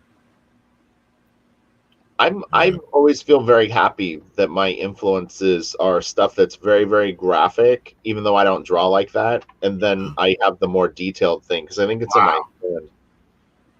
Yeah, that's really cool. We can end it on this one if you want. Do you want to just end it here? This is a really solid piece. I love how she's just glowing. And this is called Ruby. So this is RWBY.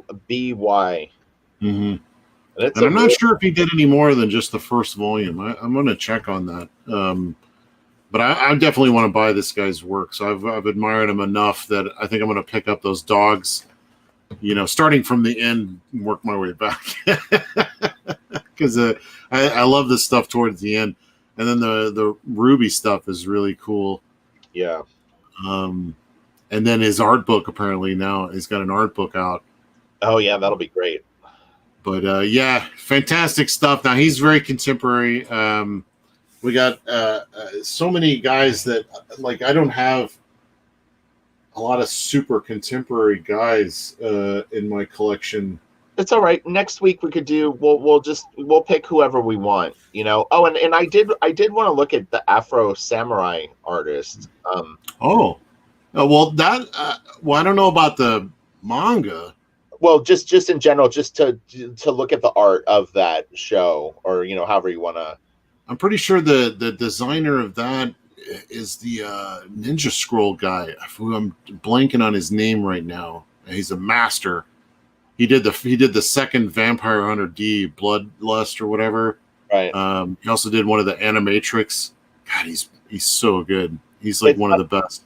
It's funny because I worked on Vampire Hunter D for almost a year.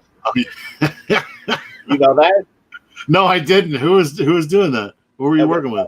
The original manga artist was overseeing the project, whoever the person is that created it.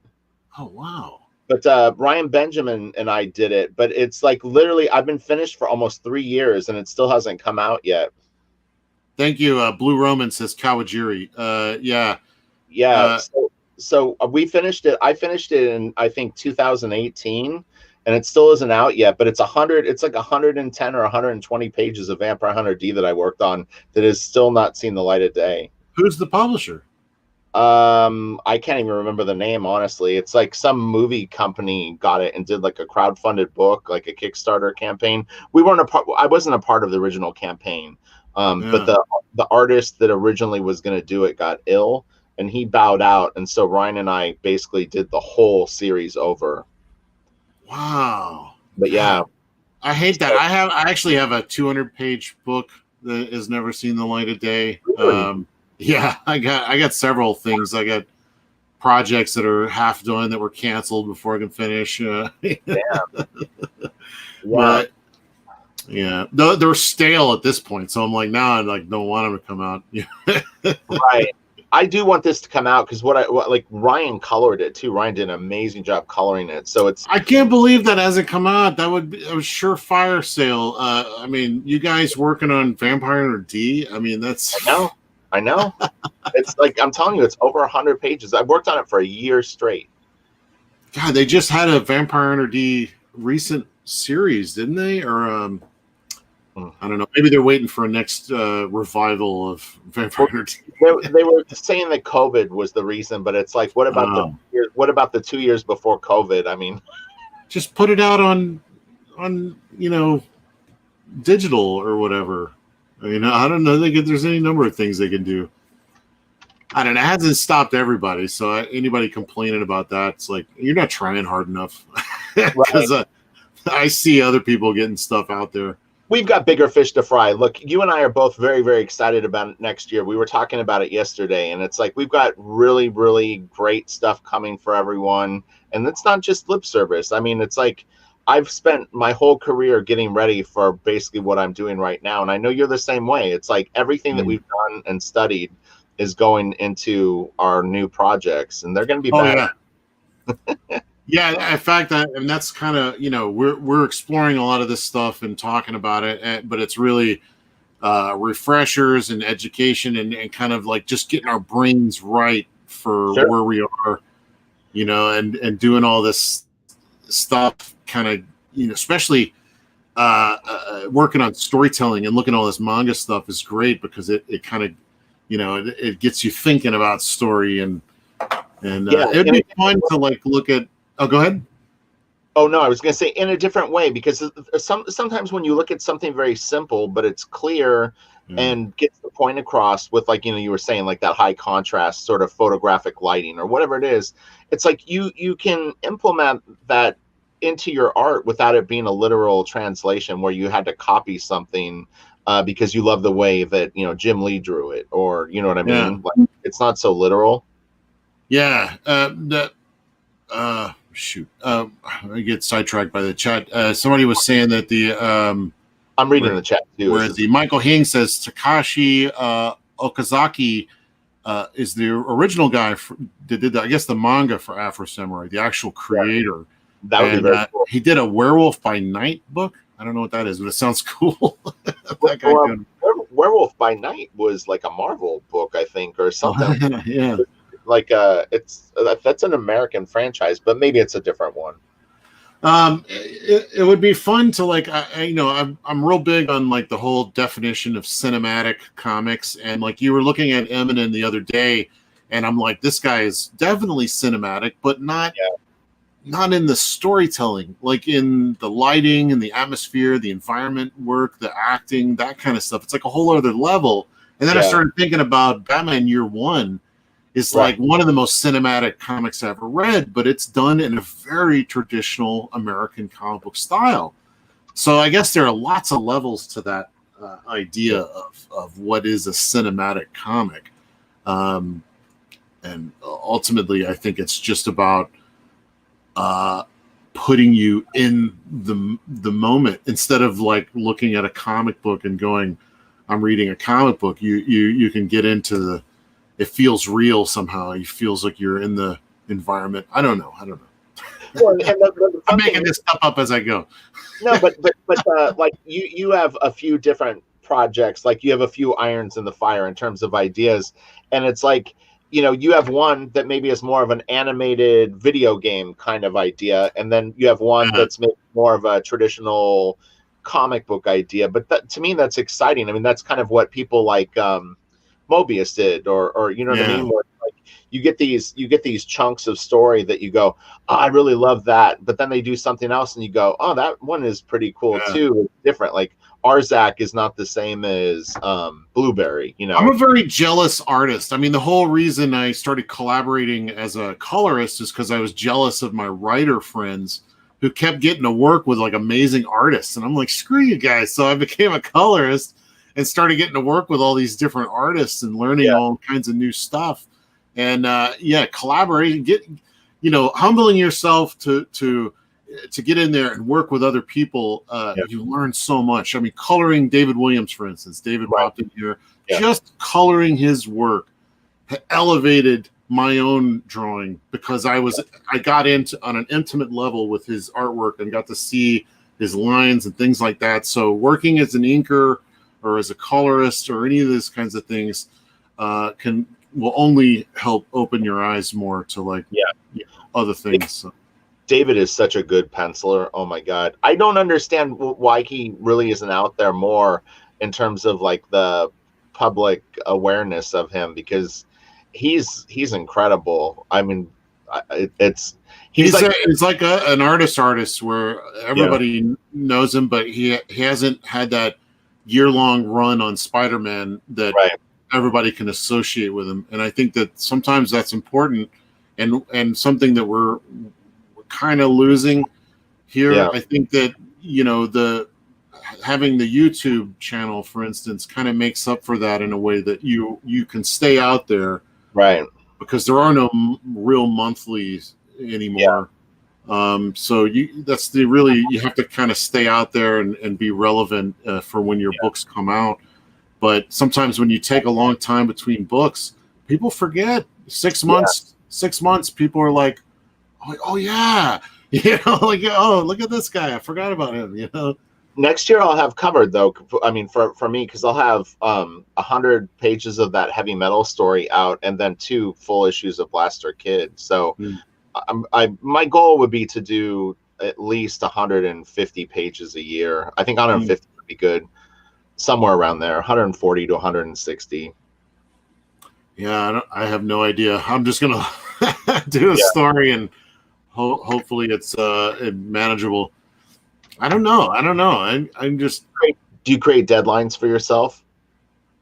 Well, I'm always working with other people, so there is deadlines in place. But like for my own thing, I'm gonna have to, because this is why I'm not even gonna really start it until I start the campaign, until I've got a nice chunk of it going, just so I'm not, you know. So there is a deadline once you start the campaign. That adds a deadline, because then, you know, there's the 30-day initials. We usually go into another 30 days, so there's 60 days total, and then, you know, it can go on into an online store, but I don't want to go much past that. So I think already what was it, 3 months waiting on a book is intense, you know. So I know, as me wanting some of these books, I don't want to wait that long. So I'm going to try to make it much more efficient than, you know, you're not going to have to wait a whole year to get it. So, well, the one thing I caught myself doing it yesterday, because it was like, I'm dying to like show art, but I can't show any of the heavy metal stuff, and I don't want to show the Blaster Kid stuff. So I posted a sketch that was very random, but I started thinking about it. I'm like, don't go down that route. Because I tell people that are aspiring artists, I say, look, your social media needs to be very, very direct. You're not Greg Capullo. No one gives a fuck like if you're having tacos for dinner. They want to see your art, and they want to understand that. And the other thing is, you're going to have people that stumble onto like your Instagram page or your Twitter, and they're deciding in split seconds, am I going to follow this person or am I not? There was a person that I'm constantly seeing Twitter posts from them that was someone that I followed back, and I was looking at their stuff today, and I'm like, this guy, he just posts a bunch of shit. I don't know who the fuck this guy is. I scrolled down real far, and I saw that he is an artist and he does draw occasionally, but his Twitter feed is like 90% him just sort of like saying stuff off the top of his head. And so I'm like, I'm done. I followed you to see art, not to hear you ramble about like that you ate cereal for breakfast. That's true. And I get Twitter is different. So it's like, I mean, my tolerance for it is higher, but when someone tweets like 15 times a day about like random shit, you're going to catch my attention, and then I'm going to decide, am I going to stick with you or not? And it's like, if you're coming up and I'm not seeing art, then you're gone. Yeah. I don't spend a whole lot of time on Twitter, and I know I've seen, there was some fella, a colorist, who posted something to me, and I didn't get back to him right away, because I try not to get on there on the weekends for sure. But when I got back to it, I guess he'd taken it down. Right. So if you're listening to this right now, put it back up, because I was going to show your work to some people. But yeah, don't be timid about that stuff. I may not give it to you right away, or I may not see it at all, but I try with Twitter. No, But, well, and here's the deal. Like Instagram is where I kind of am more focused on. I get Twitters like that. Baylander said something funny. He goes, "How am I supposed to share my banger memes?" Look, I'm the worst ever at this because I tell people, I go, "Don't fuck around on social media," and then like I have a couple of beers and I start posting like Soundgarden clips. Like no one wants me to be like, no one cares that I like Soundgarden. No one cares that I have a distortion pedal for my guitar that I think is cool. there are at least two people that do.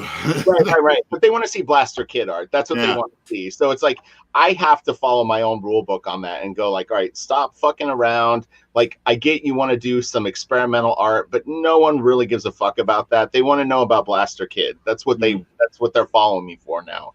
So I recommend that to people that are trying to build a following online, is to keep your stuff somewhat tight until you can afford to dick around. Well, I'm gonna be posting probably a lot more art and communicating a little more on Twitter going into the next year. I'm not going to be posting my iced coffee photos or nothing like that, and but I'll definitely be posting more art and doing more art related stuff on all the platforms coming next year. I got annoyed with Instagram. I know I do have to break my rusty cage. Seven understands. Steven knows. I love music. I can't help it. I liked your last Intoxy post. I don't remember what it was. What's funny is I saved so much random shit. I almost blew up your phone last night or this morning with I followed this one Instagram page, and they just post the most politically incorrect cartoon drawings and like dirty memes, and it was like Elf on a Shelf with like the package in front of his like like you open the box and he's like nude like underneath it. Just funny stuff like that.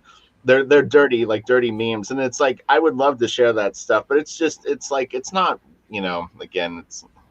Well, you can have like this is kind of what I liked about Facebook, even though I don't have a Facebook presence. I have one of those fan pages. I don't know what you call those, but it's like where they're like, this is an artist, this is what he does. But like Stelfreeze will have that page, and somebody else does that. I mean, I probably still do it, but it kind of it's all so damn complicated. I'm so busy trying to figure out how to do a panel of comics that like when it comes to like pushing buttons to get artwork on an internet, I'm just so like not interested. But I need to figure it out. Well, you're not like super narcissistic either. It's like, I mean, it definitely I hate talking about myself. and look, what's funny is I follow like some I call them younger artists, but like artists that are in their early 20s, and they work social media hard. Like you've got Sean Galloway, he was good at that stuff. Yeah, I'm trying to think like there's Ross draws. Ross isn't 20. Yeah, Ross, I watch him. Ross hustles, Lawash hustles, Miles Johnson hustles. There's this other guy that I just started following that kind of draws. It's a cross between Ross draws and Lawash, and he's got 200,000-300,000 followers. And I look at our industry, and you've got say someone like J. Scott Campbell, who's very, very successful. He doesn't even have as many, like even as close as many followers as Lawash. But Lawash, I'm not familiar with them, but a lot of those guys that you're talking about all live and die by one illustration at a time. They do. And it's like, I can see how you could do one illustration and then spend a week talking to everybody. Whereas like I have to spend the whole week drawing pages, and I can have one day of talking to people, because it's like, it's way more aggressive comic book storytelling than it is to do one cool picture of a blue-haired girl like Ross does.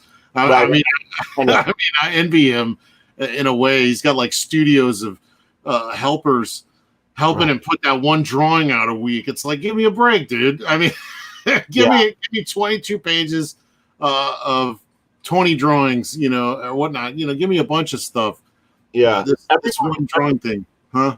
everyone knows the Proco channel, but I will say this: Proco is really trying to branch out and grow his business right now. And this isn't a plug for Proco, but it's what do you call it? Like an unsolicited plug. It's not for me personally. I'll be honest. I don't like taking in tons and tons of artistic information and seeing people go through their sketchbooks. It just jumbles my brain. But if you're into that kind of thing, or you're in a part of your growth process where you're looking for knowledge, he's definitely opening it up to a lot of new information. In the last couple of weeks, he's been posting some really, really interesting videos. Like I said, it's not for me right now. I'm focused on my shit. I don't need to know. You know what's actually helped me is he has had this guy Jeff Watts and a couple other people that do really intensive anatomy studies, and they've been going through like Frazetta and the Bridgman Guide. Jeff Watts has his own YouTube channel, Watts Atelier, I think. Yeah, but he's from San Diego. Yeah, he does a lot with Proco, and they. One thing that's helpful is watching those guys draw the anatomy. Yeah. Has actually helped me in a few cases, like figure out anatomy. You know, because when you actually watch them do it, it's so much better than seeing just the image where you're like, how did they, and when you see their hand go through the motion, somehow it helps. David Finch just did like a 30-minute video for Proco, and Watts has been did like how to learn from Bridgman. There's some really interesting stuff going on there. I'll definitely Belander says Proco trained with Jeff Watts. He did. Yeah, that's interesting. And also Ron Lemon, who's another pretty respected teacher out here, came up through the Watts Atelier. What's so great about this new evolution of comics is not only the YouTube aspect and the getting closer with the people that are interested in this stuff, and taking out the middleman and the publishers and all this other stuff that gets in the way, and the intense money and the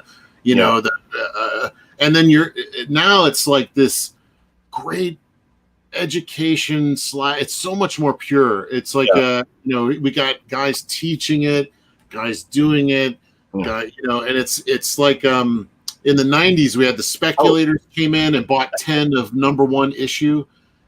This time around it's like no, I want the quality. I want to follow this through to like the best thing it could possibly be, and I want to support this, and so much more of a natural growth to this new evolution.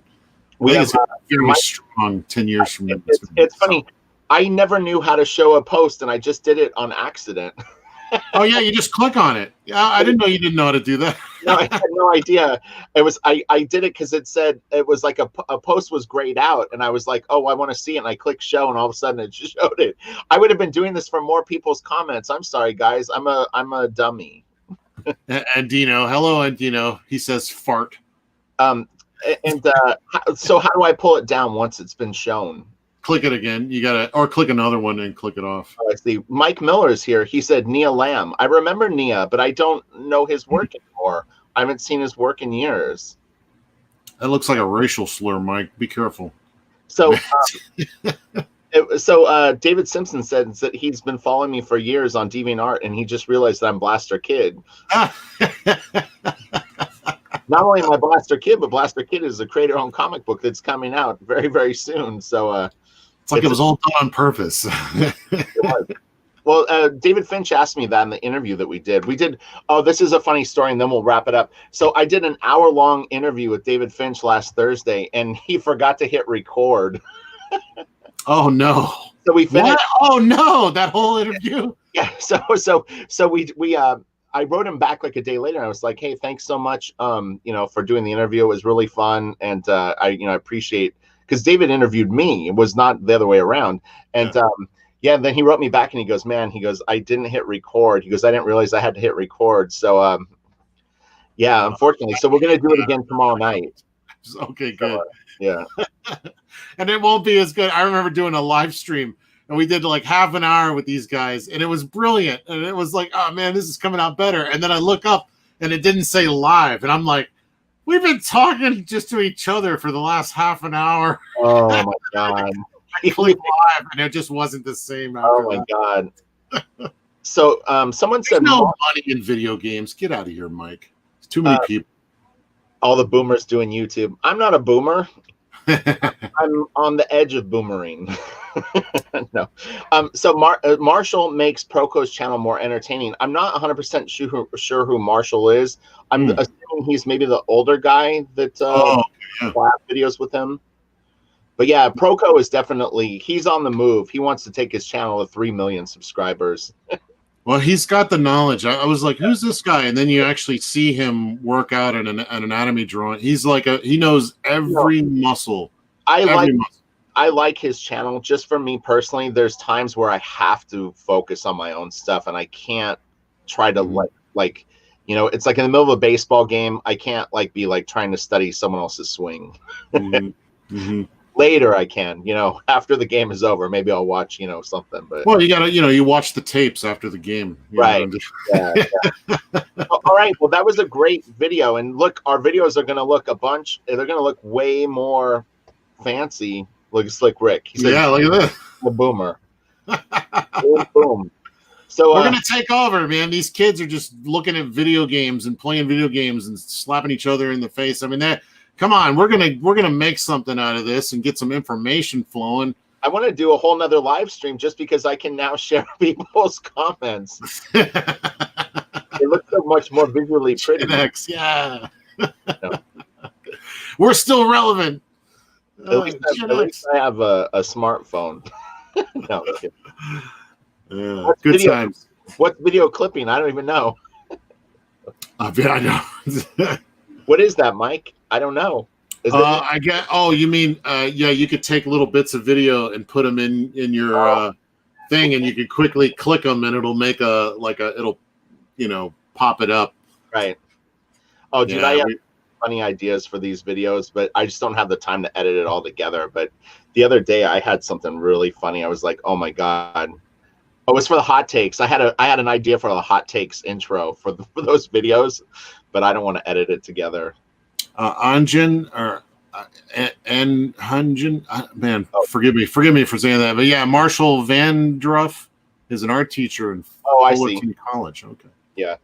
Proco's channel is great. I mean, it's like I hope that he never pulls it down because it's such a it's such a great resource.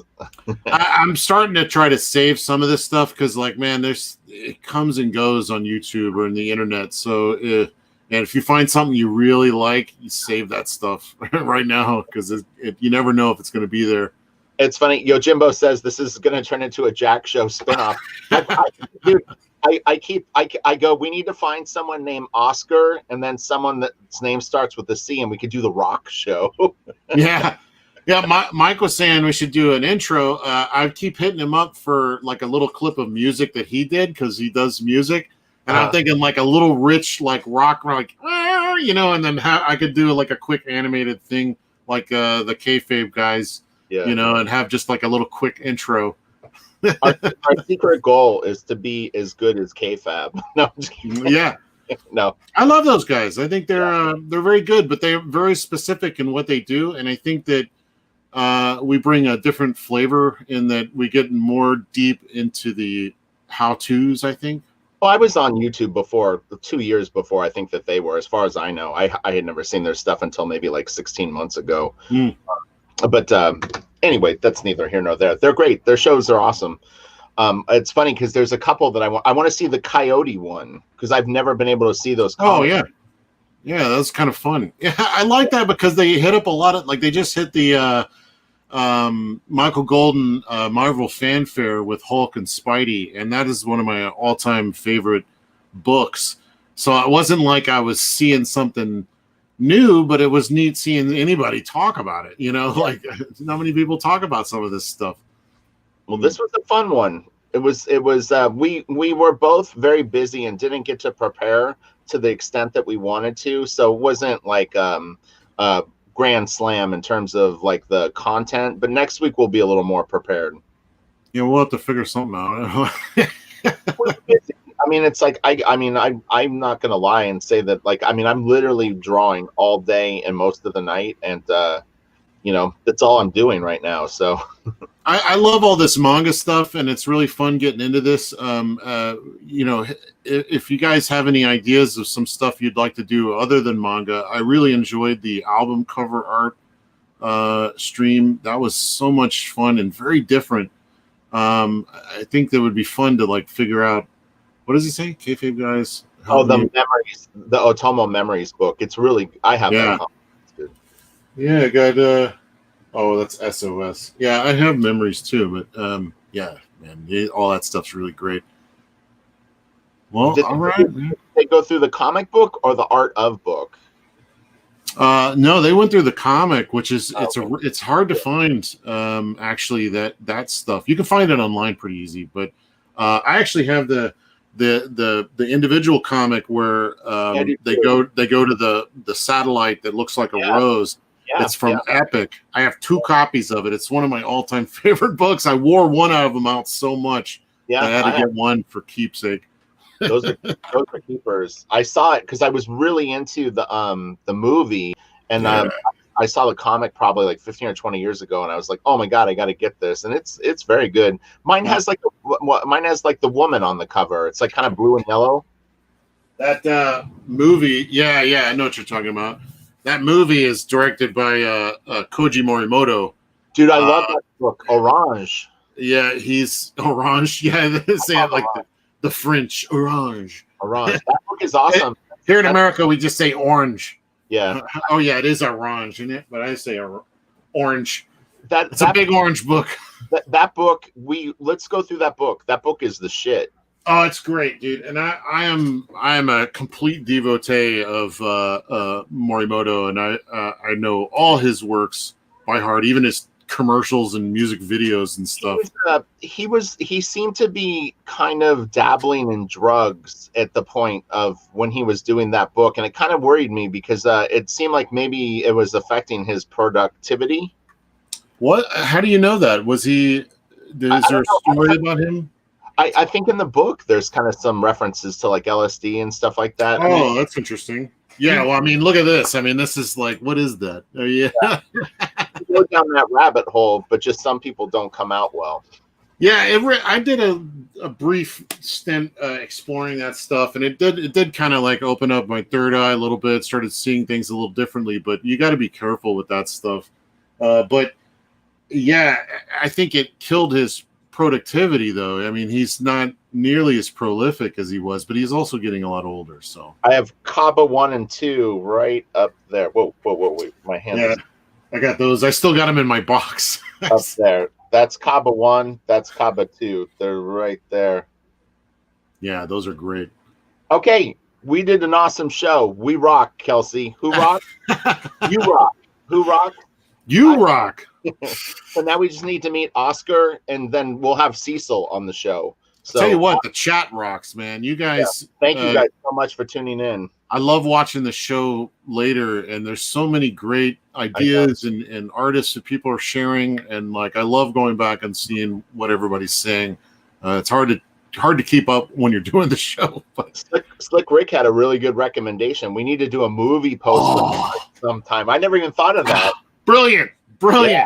Oh yeah, dude, the movie poster for Jaws. Yeah, come on. I don't know who did that. That's brilliant. Yeah, man, good stuff. That would be a fun one to do because I definitely, there's more than just Struzan out there. Yeah, for sure. Especially the new generation with the movie posters that were coming out through. I forget the name of that, where they were going back. They have new contemporary artists going back and doing old movies. Oh, right. You know what I'm talking about? Yeah, I saw them. It's a company in Texas that's been doing these movie poster prints. Mondo. Yeah, exactly. That's a little sacrilegious. I saw the Apocalypse Now one that was it Ben Oliver did maybe. I don't know if it was Ben Oliver. I mean, I don't know if they necessarily need to go back and redo the OGs. Like Bob Peak did a pretty good job on his own. Oh yeah. But it's almost like fan films for movie posters. Right. It's like the covers album. Like we're going to do the Ozzy tribute album and cover right. Ozzy song. All right, guys. I did a Corbin tribute Oh over the weekend. If you check the channel, it's already up. I would have done it with Kelsey, though. I would have been more than happy to do it with him. So I'm a big fan of Ollie Moss. If you guys know Ollie Moss's art, I mentioned it to Kelsey. He didn't seem to know who Ollie was. OLLIEMOSS. He did 3 really beautiful Star Wars posters. He's a more recent artist, Kelsey, kind of in the last like 15 years. Yeah. Yeah, he was on Proco, doesn't he? Carving shapes or whatever his. His silhouette pieces that he did. Yeah, those sold great. Yeah, I like his philosophy of how, you're basically he's almost doing art like a sculptor chipping away at the rock, Okay, cool stuff. Mad Max had an ace poster. I can't picture the Mad Max poster in my mind. Is it Mel Gibson walking forward? No, it's just the guy in the motorcycle outfit, the original painting with the guy walking up. You remember that?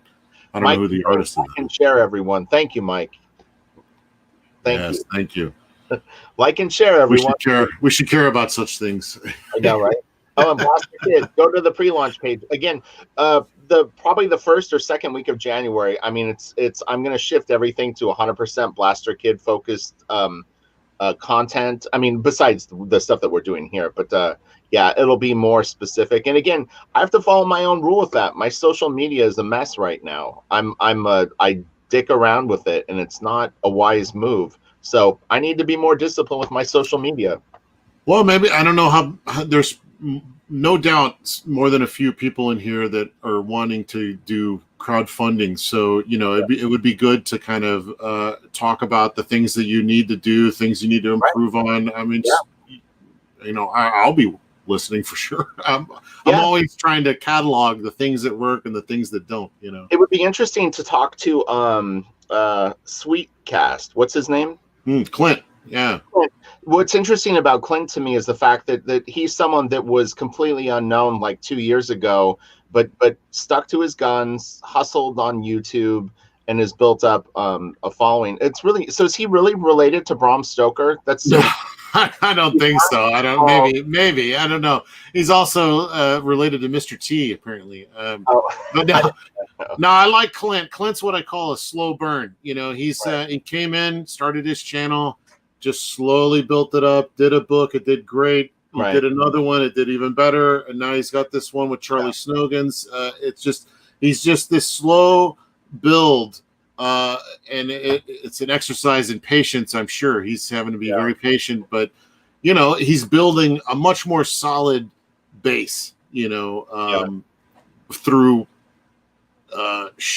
proving every step of the way. This growth that he's having. I like him. I like his stuff a lot. Well, what's interesting about him to me is the fact that it's like I know so many people through Patreon and just social media in general that don't have a big following and are trying to figure this out. I could actually, there's Dylan, who is a patron of mine and someone that I'm friends with and have hung out with at Comic-Con. It's like, what do you do if you don't have 10,000 fans or 20,000 fans? What if you've only got 3,000? Is it still possible to build up a following and build things up? So, talking to people that are doing it and actually generating some cash, I think it's interesting to. Well, that's why the early sign up is kind of a good indication. Like if you want to get into this and you might want to do 6 months to a year of just getting to know and building a fan base on YouTube or any sort of Instagram. I've heard that doesn't translate, but it still gets people familiar with your work. And I think you need to. One thing I always think when I said Sean Galloway, Cheeks, I know a lot of guys do this, but he was one of the first ones I noticed that he would post and it would hit DeviantArt, Twitter, Instagram, Facebook, YouTube, probably all at once, and he did it consistently almost every day for years and years and years, and that's a big part of why people know who he is. It's not the 1 or 2 Marvel books or DC books that he did. It's because he's consistent. He's out there all the time. His hustle game is strong, and it was interesting is I was surprised that he moved away from Cheeks 74 as a name. Did he? Yeah, because on Instagram he does go by Sean Galloway now, which Okay. I was like, I mean, that's a bold move, honestly, when you've branded yourself so heavily as Cheeks 74. Does he still sign his name Cheeks with the little? I think so. Cheeks. Mike says Cheeks is great. Yeah, I have a hard time calling any man Cheeks. You know, right. That's Sweet Cheeks. Hey, Sweet Cheeks. No, I don't. It's Sean Galloway or Mr. Galloway. Yeah. Well, we all had names back then on the Shane Glines board. Most people. Not me. I was Kelsey or Mr. Shannon. What about what's his name? The guy that got in all the trouble with the girls. Cameron Stewart. Oh yeah. That's interesting. Yeah. And then he was, I don't know much about Cameron. I know he was like my point was just that he was on the Shane Glines drawing board as Shane Cameron. Glines is another guy. I'm surprised he hadn't been in trouble with the girls. Oh yeah? I know. I don't know. I'm not saying that. Bruce Timm is interesting. I always wonder why people like that people don't go after him for his art, because he draws a lot of nude characters that look like little kids. Oh yeah, it's that kind of manga Disney. He's kind of untouchable. Is he? I guess. I don't know. They're bringing down Johnny Depp for crying out loud. Are they? People like that. Johnny. Yeah, various things. I think that was more as X, though. That's a whole different scenario. Right. But yeah, I don't know. Just be untouchable. Just don't even pay attention to it. Luckily, I'm untouchable because I don't pay attention to it. This is my world, damn it. Right. Luckily, Johnny Depp, if his acting career falls apart, he still has the Hollywood vampires to fall back on. That's right. He's got a rock band with Alice Cooper and as long as I got one person to draw comics for, I'm gonna draw comics for that one person. It's just you and me, Andino.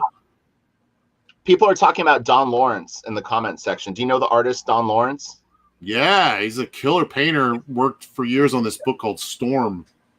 Yeah, I have some comics that he did. He's great. If it's the same Don Lawrence. My knowledge is pretty deep, man. I know a lot of these guys, but it's the new ones that I'm having trouble with. Huh? I would bring on some slacker. I knew you knew what was up. Yeah, you're. It's funny because watching your show, I'm like, Jesus, this guy goes deep too, man. This is what's funny when people are like, they'll ask me, you know, so and so did this book. That's great. What else do they do? Like, go look it up. But there's so much. I explore constantly. When I'm like, oh, who's like the guy doing that Santa Claus book, Dan Mora. Oh, right. So I was like, who the hell is this guy? And I immediately looked up his entire, comicography or whatever. Well, now you can do it much easier. But Dan Mora is great. He really is fantastic. He did what is it? Couple like a year or more on what is that with the kung fu guys with the helmets and the Mighty Morphin Power Rangers. Your new nickname is Deep Knowledge. There you go. I'm getting deep. just call me the Deep. Oh my god, that's funny shit, man. Deep Knowledge. I'll never remember that, but that's so funny. Oh my god. I like to be the learning guy. It's like I feel very uncomfortable when I am put in any kind of sort of like I don't know, like where you're like educating or trying to share information. Yeah. But I prefer to be more of the student. Yeah, I'll leave that to Finch, man. He's so good at like imparting those lessons. I mean, it takes a real type. Yeah, he actually is really good at it. I found he's very clear in his delivery of knowledge. He's worked real hard on it. I mean, honestly, I just from talking to him and just knowing David as much as I do, which is, I mean, we're not around each other. He's in Canada, I'm in California, but no, he took it very, very seriously. He doesn't he would never go on YouTube and sort of phone it in. He takes it real seriously. So, well, Jordan Seward says this is the most educational spot on YouTube. Rock. Yeah, thank you. All right. And we're getting educated by you guys too. I love it. Oh, absolutely. Well, I mean, that's the whole point. It's like you can use this kind of concept as a secret learning tool for us, you know, where it's like, hey, let's pretend like we know what we're talking about. We'll just look at art today. Yeah. That's. I mean, we can go. That's fun. Occasionally, we'll have to just do that. Just a freewheeling show, and maybe we can even get the chat in. Like, we'll get in on a show and like, what do you guys want to? Yeah, learn about today. We can invite guests in. I don't know how that'll go. Yeah, I don't know how you do that. We'll have to you just put the link out there and see what happens. Yeah. We got a very respectful crew. I think this is a great chat, and it'll be fun to like get some of them in here. Yeah, no, absolutely. So, okay, well, you guys, thank you all so much. I'm gonna watch this back and see what exactly we did here. Yeah, definitely. I have no idea what happened. I got to run about 1,000 errands and then get to work. So yeah. Okay, well, we'll see you all later. Thank you for tuning in, and we'll see you next week with more manga, and then also Sarah Frazetta will be coming up. So oh yeah, awesome. I was just wondering about that. Yeah, she actually sent me a little goodie bag. Hold on. Oh, no kidding. Yeah, I'll give you a little sneaky peek. Yeah, how fun. She sent me like a couple of packages, but she sent me like these beautiful like prints. Oh, nice. What the heck is that? That's when Frank was not feeling well, and he did some pretty dark, kind of almost like abstract paintings. I've never seen that before. Wow. Yeah. So I'm gonna get these framed. Yeah, killer. Wow, that's gonna be so fun. Yeah. So again, I've recommended this to people. If you have some questions for Sarah Frazetta, who's Frank's granddaughter, and pretty much the face of Frazetta Girls, let me know and put them in the comment section here, and then we'll. One of the best was what kind of music did he listen to while he worked? I loved that question. Dude, I'm telling you, one of my favorite things that I learned about Frank in like the last year or two ago was that he liked to play Super Nintendo. I mean, that's the funniest thing ever. That is so awesome. Yeah, that's gonna be fun. Picturing him playing Mario or whatever. I don't even know what game he was into. Hopefully she'll remember or she'll know. But that's brilliant. Yeah. I saw something that was like Frank liked Super Nintendo. That's killer. My grandpa never learned any video games. Frank liked sports. Maybe he played the baseball game. Yeah. Oh yeah, that'll be fun. Oh man. So all right, okay. Thank you guys all. We're gonna log out. Have a great day, and everyone draw and take your social media seriously. Don't be like Castlevania. Oh yeah. Okay. All right. See you guys later. Bye. All right, later. Take off your. Take this beard off. Yeah.